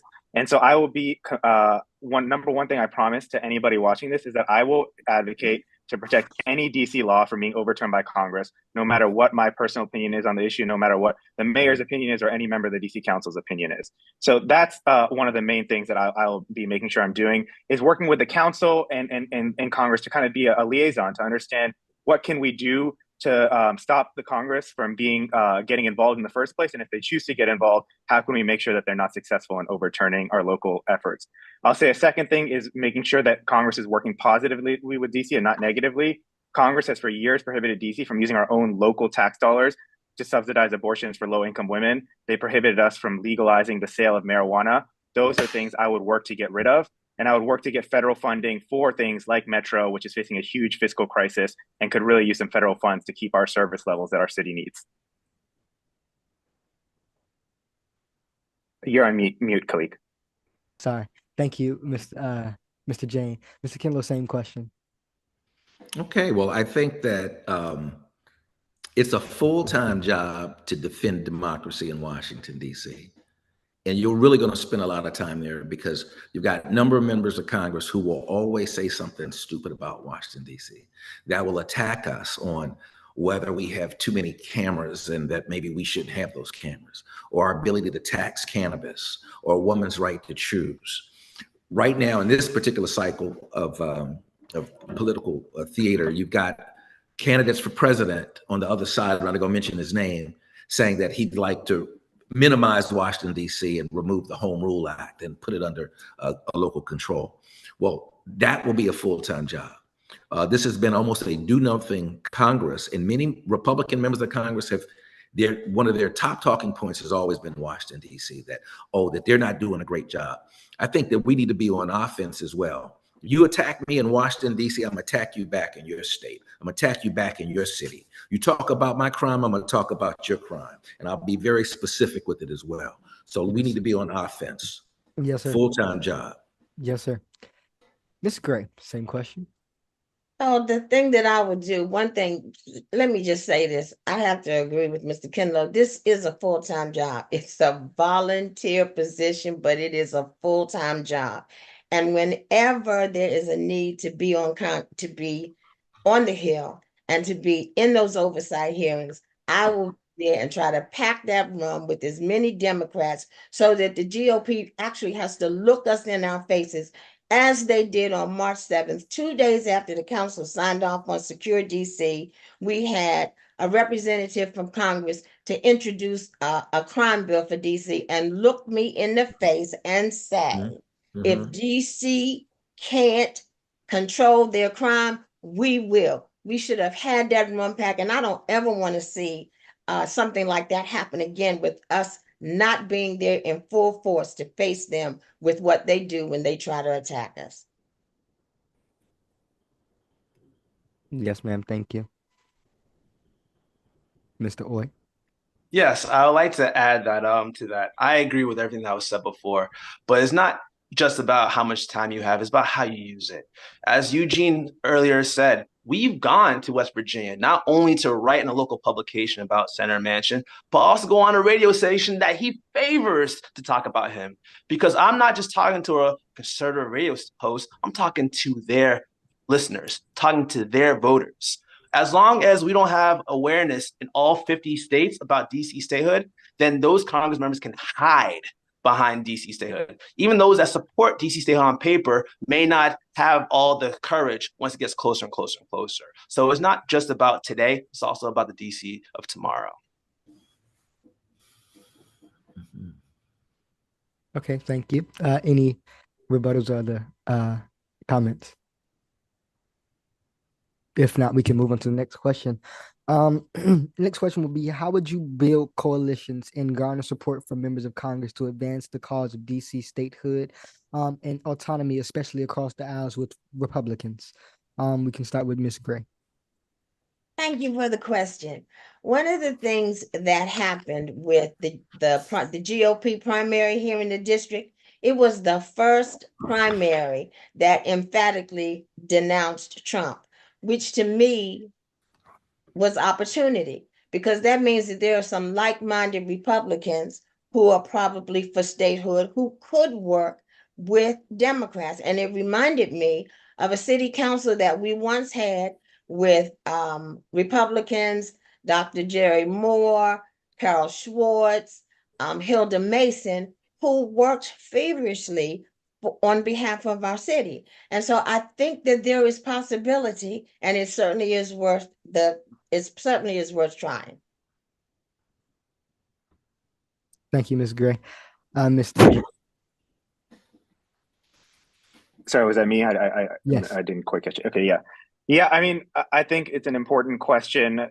The number one thing is I think we have to be a little bit strategic about it, right? I don't think Ted Cruz is going to be supporting DC statehood, but I think that you could get Senator Lisa Murkowski from Alaska to support it if you make the right arguments. And she's somebody who's more moderate and who herself lived through a time period when the place she lived in was not a state, was a territory. And so really be strategic about who you're reaching out to. I'm going to work to get Republican support, and I'll, of course, work to get Democratic support and really work with the moderate Democrats, especially talking about people like Mark Kelly in Arizona, like Angus King in Maine, and focusing on the people who are the deciding votes, who are gettable but aren't gotten yet. And so that's what I'm going to do. I'm going to leverage my pre-existing relationships with members of Congress and staff members on the Hill. And I'll also make sure I work very closely with the Virginia and Maryland delegations to make sure that they can work with us to advance statehood forward, because they have a vote and they have a lot of a stake in what happens in DC, because so much of what happens in DC affects them too. Yes, sir. Okay, Mr. Kinlow. All right, so coalition building is very important. When I worked at DC Vote as their director of public affairs, we went from about 20 organizations to over 100, using local organizations first to spiral and leverage to get to national organizations. And that's been very successful. We still have to do that. We got to continue to build to make sure that we've got a presence out in the state, in every state. So it's got to be a 50-state strategy based on the people in the organizations. You know, the League of Women Voters the human rights organizations, the civil rights organizations, the unions, all of those have favor in Washington, D.C. in our policies, and we need their support. So we have to continue to do that.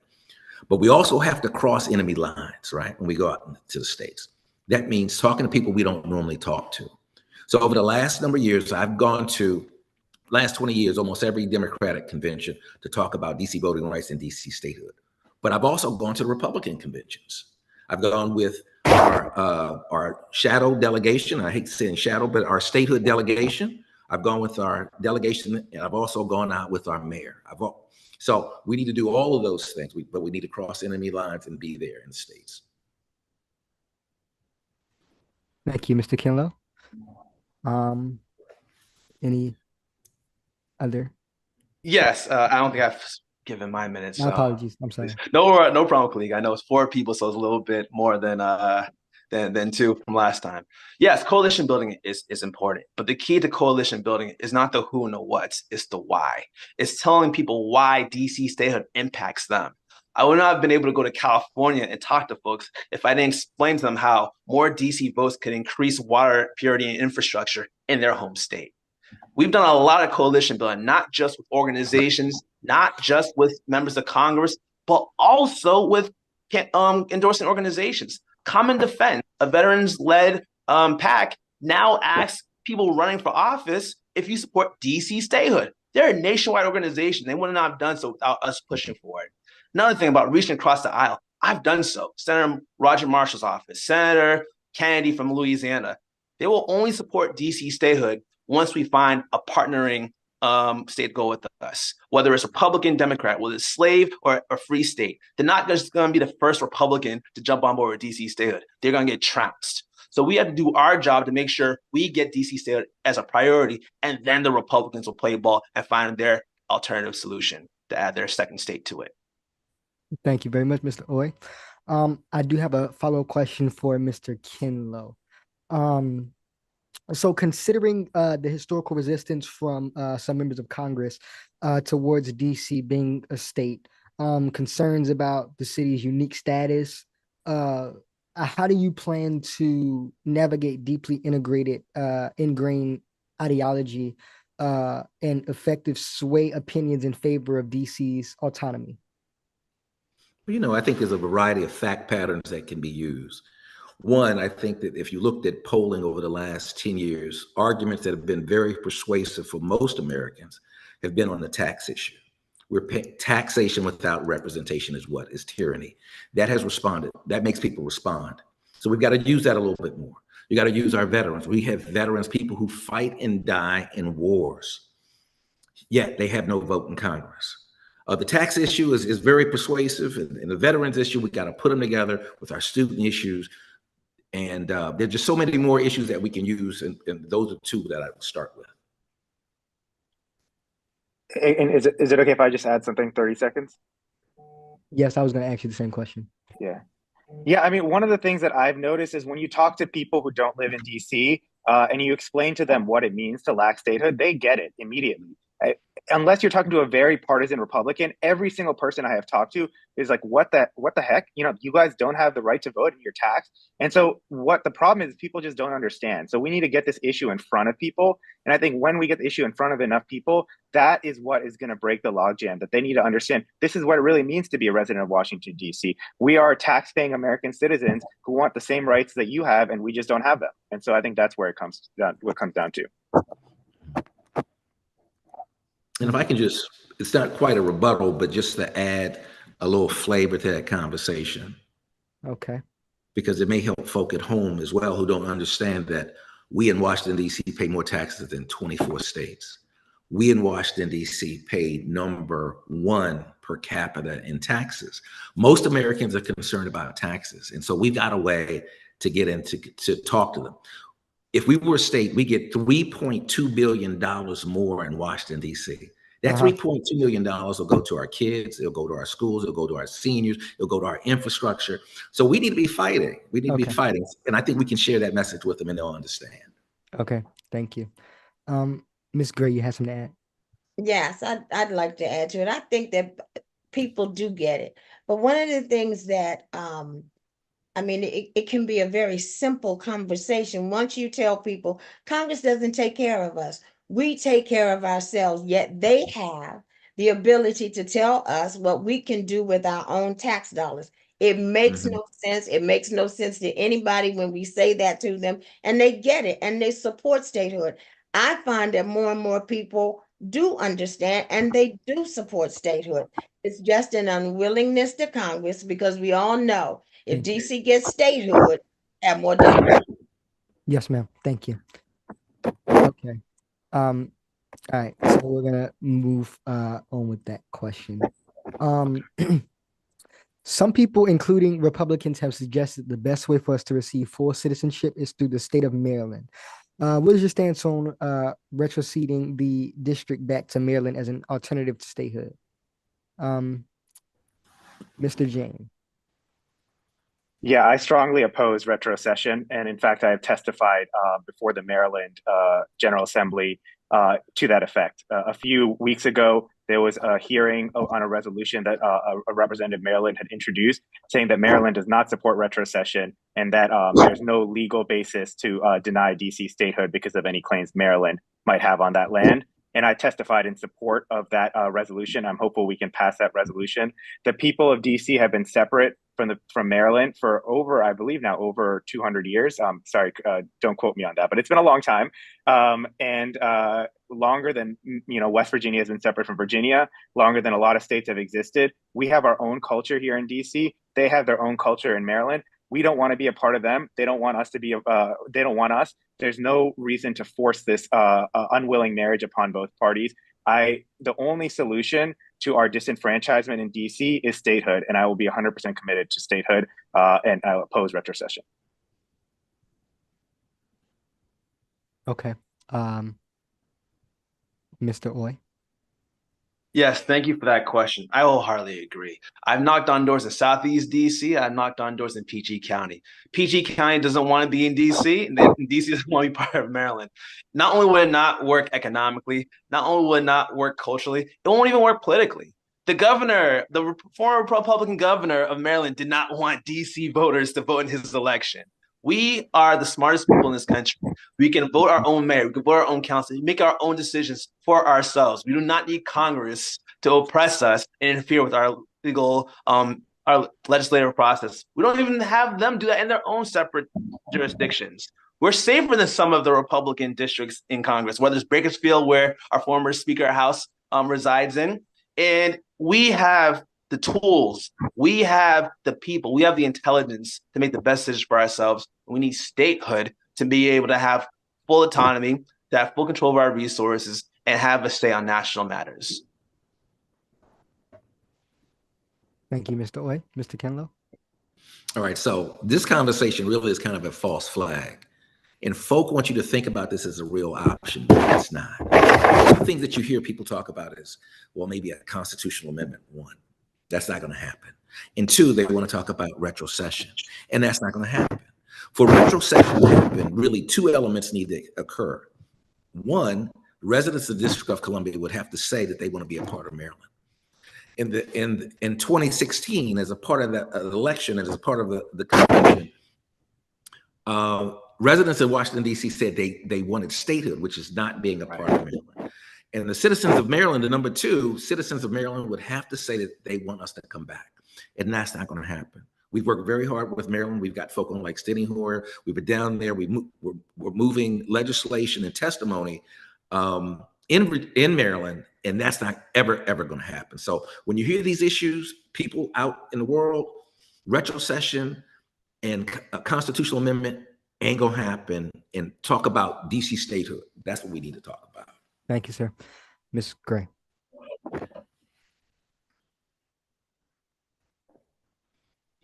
Okay. Retrocession is a moot point.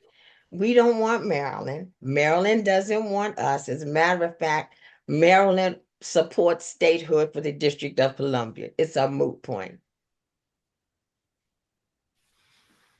Okay. Follow-up question. Hypothetically speaking, this is just general for anyone. Hypothetically speaking, pursuing retrocession to Maryland emerged as the only feasible path towards achieving full citizenship rights for the district residents. Would you be open to reconsidering? And if so, what criteria or conditions would need to be met for you to support this course of action? I want to start with Mr. Jain. Yeah, I just don't think that's the premise of the question. I just don't agree with, to be honest. I don't think there's ever a situation where the retrocession will be the only feasible option, because there's always the option, if we don't have it this Congress, to come back next Congress. And if we do retrocession, that is permanent. We are permanently choosing something. It's not like a half step. I support some half steps. We're talking about getting maybe a vote for a real vote for our representative. We're talking about getting some more control over our criminal justice system. I support that because that's a half step on the path to statehood. Retrocession is a totally different path, and I don't support that because it's just not it's not going to happen, and it's just not a real option. Okay, thank you. I have one more rebuttal from Mr. Kinlow. Actually, I'm sorry. If Miss Gray have something to say. I totally agree. It's a moot point. Yes, ma'am. Okay. All right. Okay, and so here is our next question. We asked the at-large candidates this question earlier. So we're gonna ask you the same question. How do you feel about Initiative 83? Mr. Kinlow, you can answer that. All right. So one, I think if you can get the votes, you can put it on the ballot. So I'm supportive of anything that people want to put before the people. But I don't think that 83 is right for us here in Washington, D.C.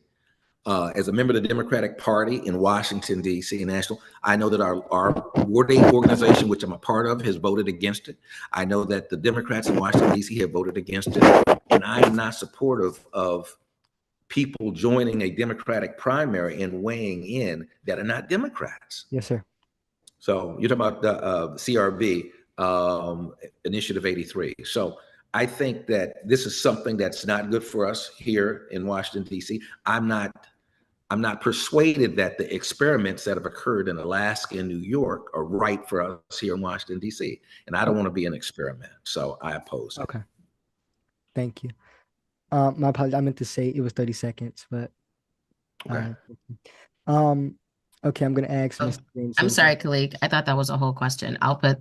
Because I gave Mr. Kinlow a minute, can we give everybody else a minute to be fair? Is that okay? Okay. Mr. Jain.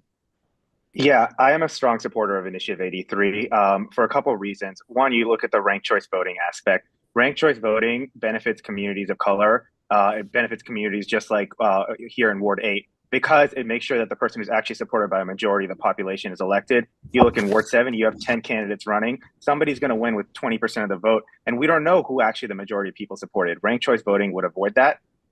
Studies have shown that communities of color, that voters of color are more likely to rank more candidates than white voters, and so ranked choice voting benefits communities of color. I trust the voters of Ward 8. I think they're smart enough to know how to rank candidates, and I know that they will use ranked choice voting effectively. On the open primaries aspect, let's all be honest. Like, we don't take anything for granted, but the Democratic primary in DC is the main event, right? And what we're doing is we're disenfranchising tens of thousands of people. I think 1/5 of all voters in DC from the main election in DC. I was at a League of Women Voters new citizen naturalization ceremony. A lot of them don't understand how this works in DC with the Democratic Party being the main election. They didn't choose a party to register. I wanted to yell at them, you're disenfranchising yourself by not registering as a Democrat. Of course I couldn't. I was a nonpartisan employee. Those people deserve the right to vote in the only election that matters, and that's why I support Initiative 83. Thank you very much. Ms. Gray. I do not support Initiative 83. First of all, if you want to vote in the Democratic primary, it's simple, just become a Democrat. And in terms of ranked choice voting, our research, and I'm an officer of the DC Democratic Party, our research shows that it does disenfranchise voters of color, particularly in wards 5, 7, and 8. We voted against it. I do not go against the party. That's the party's stance, and I support it wholeheartedly, 100%. Thank you, Ms. Gray. Mr. Oye. The idea of I-83 is to make sure that the candidate gets the majority of the votes. However, I do have concerns about the implementation of it. It's very hard to go from voting traditionally to ranked choice voting without any type of lead up to it. I believe that a ranked choice vote would probably be more.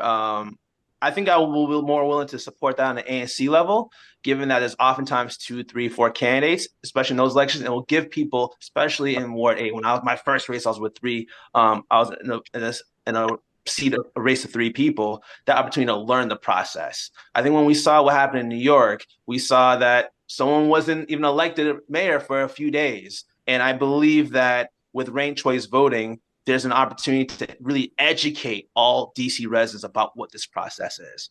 In terms of open primaries, I believe that the Board of Elections tried to make it very easy for you to register. And they tell you if you're one party or the other. Now with mail-in ballots, if you don't get a ballot, you can really see what your registration is. And I believe that before we were to implement something, we definitely need to have a high level of education for voters, civic engagement. All right, I just want to rebut something I heard, Calique. 30, okay. All right, and that is, if this is about enfranchising people who like to use the franchise of voting, well, there's some things that we can do. One, we spend a little bit more money on GOTV, and that means get out the vote, right? 2, if you really want to enfranchise to get more people to vote, why don't we make Election Day a holiday where people can come out and vote, and it is a day off. You don't have to compete with work, school, or anything else.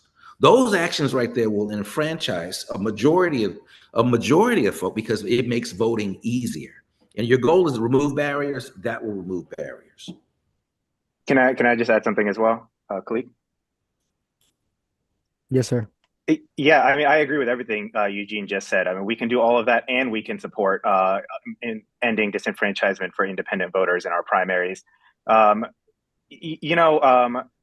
We talk about independent. When we talk about independent voting, I think it's important to point out DC is a huge outlier in the rest of the nation. Almost every other state in the country allows independents to vote in party primaries. We are one of maybe three jurisdictions that don't allow it. So the sky will not fall if this happens. It happens in every other state. They have strong Democratic parties. I am a proud member of the DC Democrats, and I believe that this will only strengthen the DC Democratic Party and not harm it. We should just, follow the lead of every other state in this country and allow independents to vote in party primaries.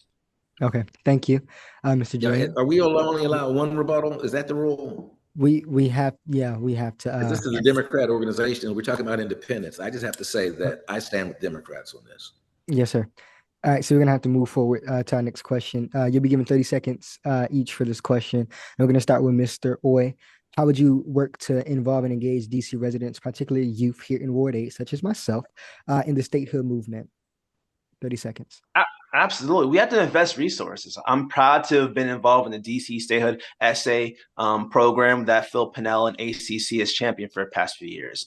Getting young people those early experiences of being civically engaged really helps them in the long term, whether they want to run for office, whether they want to go on campuses spreading the fight for DC statehood outside the district, and really helping us get closer to statehood. In addition, we launched a monumental vote center at Howard University, making sure that young people can actually vote on campus. Never been done before in DC on college campuses. We're trying to spread that all throughout the city. We want to make sure that folks understand that they can vote and start those actions early. Thank you very much, Mr. Oye. Ms. Gray. Well, thank you for the question. And I'm happy to announce that as the DC Democratic Party has the same feeling about engaging young folks, we are already in process of going into high schools to educate them about the educational process and helping them to get registered to vote. We also have college Democrats as members of the party who also help us to get out the vote. But it is important, and these young people who are coming on board are learning more and more about statehood themselves, and they are our young voices in this whole process. Thank you very much, Ms. Gray. Mr. Kinlow.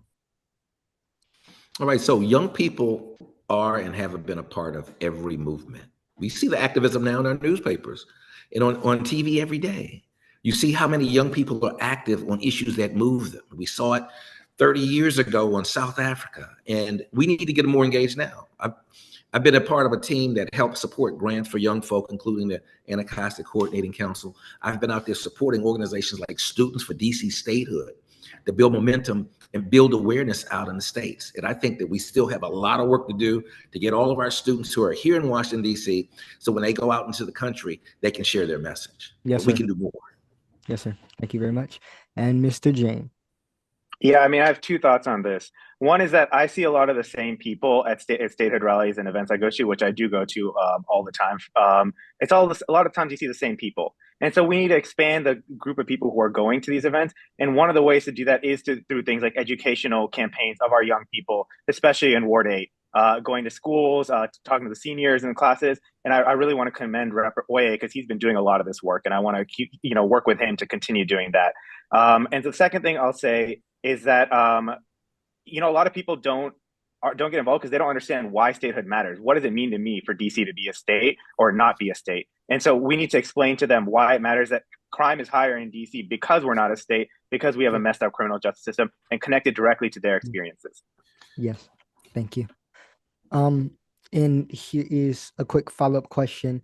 Recognizing the role of our young people in DC, how do you envision that by empowering young people here, not only as participants, but as leaders within their statehood movement? And what concrete steps will you take to ensure that their voices are not only heard, but they are a part of the movement that you are trying to set apart?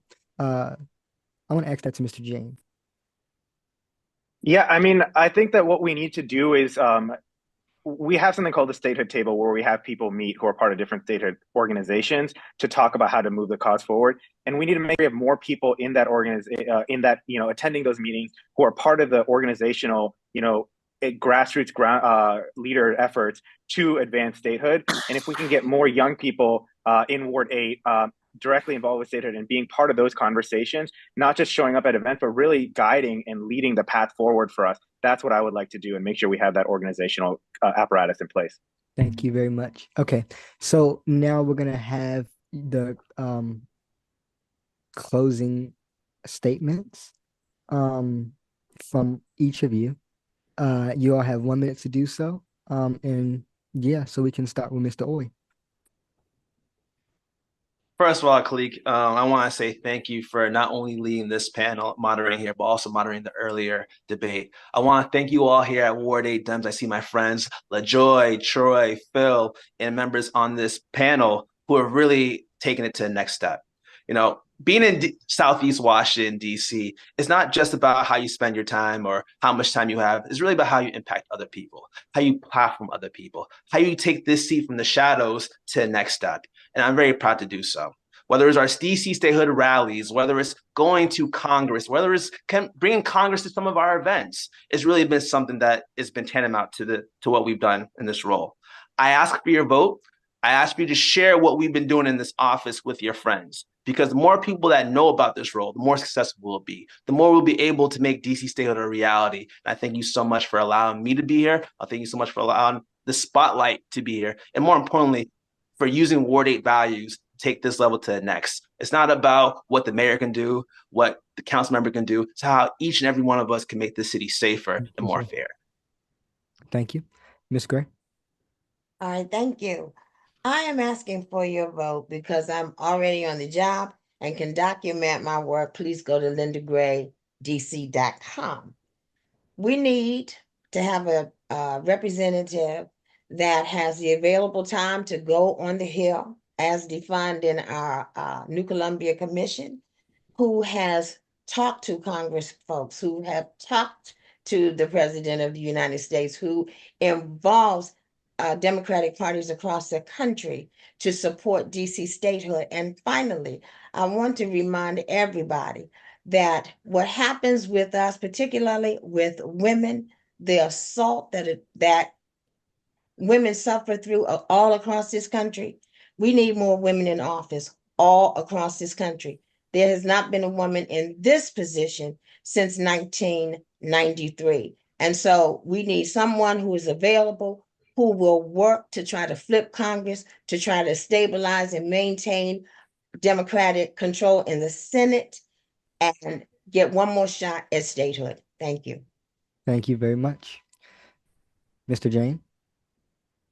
I also want to just thank you, Calique, for being an excellent moderator, and Ms. Johnson and Mr. Presswood for being great timekeepers and putting this on.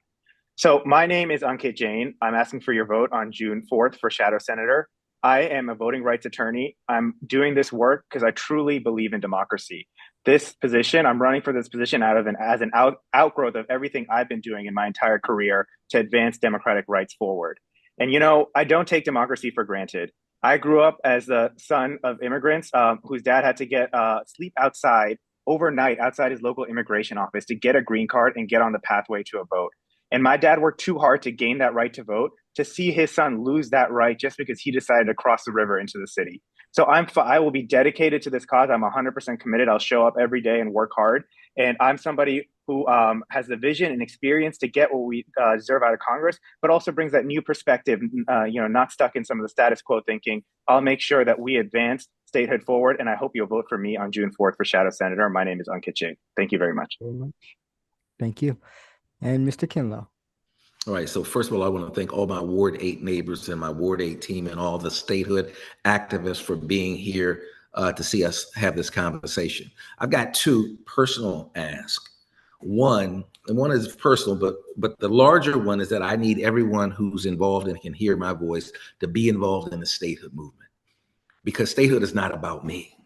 It's about all of us. So I need each and every person, if you're part of an organization, urge that organization to do more. Be involved in an organization. If you're not, join one. All right. So be a part of the movement. And then second, I need you to vote for me because I have the experience. I've got the relationships. I have done the work. I'm not new to the game. I'm true to the game. I've been doing this work for 20 years and at a very high level.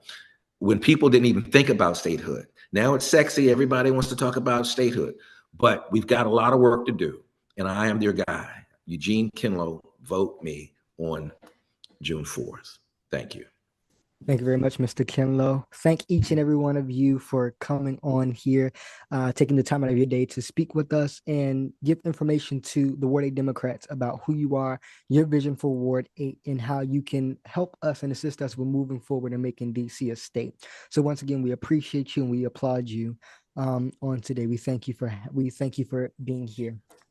And so at this time, I just want to say thank you to everyone who were on here. And we do appreciate each and every one of you for logging on. We hope that you gained something from it, got insight, and we hope that you listened to hear something that was impacting. And it made your decision of voting a little bit more easier. When I turn 18, we're definitely doing it. So yeah, thank you guys for having me. We're going to turn it back over to Troy, and I want to tell him thank you for having me. And next time you see me, I might be the president of, Ward 8 Democrats. So have a good day. Thank you. Man, from your lips to God's ears, I hope you want to become president of the Ward 8 Democrats, because you knocked it out of the park. You knocked it out of the park today for us, Calique. And I just want everybody to just give him a round of applause, clap it up for him, snap it up for him. And, he's so humble. But I am not. And so I want to share with everybody his Cash App. If you really, really want to thank him, and I had to pry this out of him, by the way. But if you really want to thank him, because he just wanted to go along for the ride, and sure, the ride is important, but you need gas for the ride. So here is his Cash App, everybody. Please, if you are live with us right now, or if you watch this on demand, you have an opportunity to sow a seed into this young man, to thank him for moderating this panel today, panels really, but then also to support our young people. We talked a lot today about youth violence and how can we do more to prevent youth violence and to get them on the right track. Well, we have young people, most of our young people, and hear me when I say this, most of our young people are doing the right thing. And so we have to support them when they are. And so here is one way that we can do that with Calique today. So thank you, Calique. I appreciate it. And please thank your family as well for lending you out to us this afternoon. All right, so once again, that's Calique Barnes. That's his Cash App. Screenshot that, Cash App him. Donate to us at Ward 8 Dems, and we'll, if you can't do a Cash App, and we'll forward it on to him as well. All right, so I want to just wrap us up here in terms of where we go from here. So just keep in mind that the last thing that we need to do is we got to vote. So I shared with you all earlier those vote centers. I just want to quickly put them up one more time so that you see them and screenshot them if you need to, so that you can be prepared. It's all about preparing yourself for this election season. So here are the drop boxes one more time. They open up on May 10th and they go through June 4th. They're going to be 24 hours a day. If you are not near a mailbox, you can take your ballot to one of these drop box locations. If you want to go in person, I'm someone, I have to tell you, I still like to go in person. But sometimes I'm traveling on election day. But if you, but let's say that may be the case for you, then go early. Don't wait until the last minute. Go early so you can go to these locations here. They open up on Sunday, May 26th, and they go for a full week until Sunday, until Sunday, June 2nd, and they open at 8:30 and they go to 7 o'clock. The only day they're going to be closed in that week is on that Monday, which is Memorial Day. So make a plan. If you know that you really want to go in person, but you may not be available on the 4th, which is the final day to vote, go early. Go early. So here are the early voting locations just in Ward 8. There are many more across the city, but these are the ones in Ward 8. And then here are the vote centers that are going to be open on the final day to vote, which is Election Day, Tuesday, June 4th. They're going to be open from 7 a.m. until 8 p.m. These locations are near you. They're in the community. They pretty much are like the precincts that we are used to in the past, but they are different than precincts. They are vote centers, which mean anybody can go there and cast your ballot. So if you didn't get a chance to do a drop box or a mail-in, if you didn't get a chance to do early voting, here's your last chance on Tuesday, June 4th, 2024. All right. So I want to just, as we wrap up here, I do want to once again just thank everyone who has been a part of this. I want to thank LaJoy Johnson Law, who was our timekeeper. Thank you so much, LaJoy. LaJoy reached out a month ago and said, hey, I want to be engaged with whatever you need. LaJoy used to be a member of the Ward 8 Democrats on our executive team, and so we appreciate her volunteering. I want to also thank the candidates. I want to thank Robert White, who is running for at-large, and Rodney Red Grant, who is also running for at-large. I want to thank Ankit Jain, who is running for Shadow Senate, as well as Eugene D. Kinlow, who's running for Shadow Senate. And I want to also thank Oye Owolewa, who's running for Shadow U.S. Rep, and Linda L. Gray, who is also running for U.S. Rep. I want to thank all of you for being here in Ward 8 today virtually. I want to thank all of you for joining us online today. Be sure to stay up to everything that we're doing and check us out on Facebook, Twitter, Instagram. All of our videos, including this one, will be on those sites, as well as on our website at ward8dems.com. Join us to serve on one of our wonderful committees. I mentioned them earlier: youth, seniors, public relations, statehood. We talked at length today about statehood. There's a place for you there as well. So if you are a Ward 8 registered voter, we have a place for you to showcase your talents and your gifts. So send us an email at info@ward8dems.com. That's the number 8dems.com. Our next forum is going to be on May 18th. That's the Saturday, May 18th. It's going to be at Sycamore in Oakland. It's going to be for Ward 8 Council and Delegate to Congress. We will also have a straw poll at that event. So if you filling a particular candidate today, then you can come out to that in-person event and you can actually cast a straw poll ballot for them so that they know what the support level is here in the ward. We hope that we see you then. So if there is nothing else, and we're over time, so I don't think there's anything else, again, I want to thank you all so much. Until next time, go in peace. God bless. We are adjourned.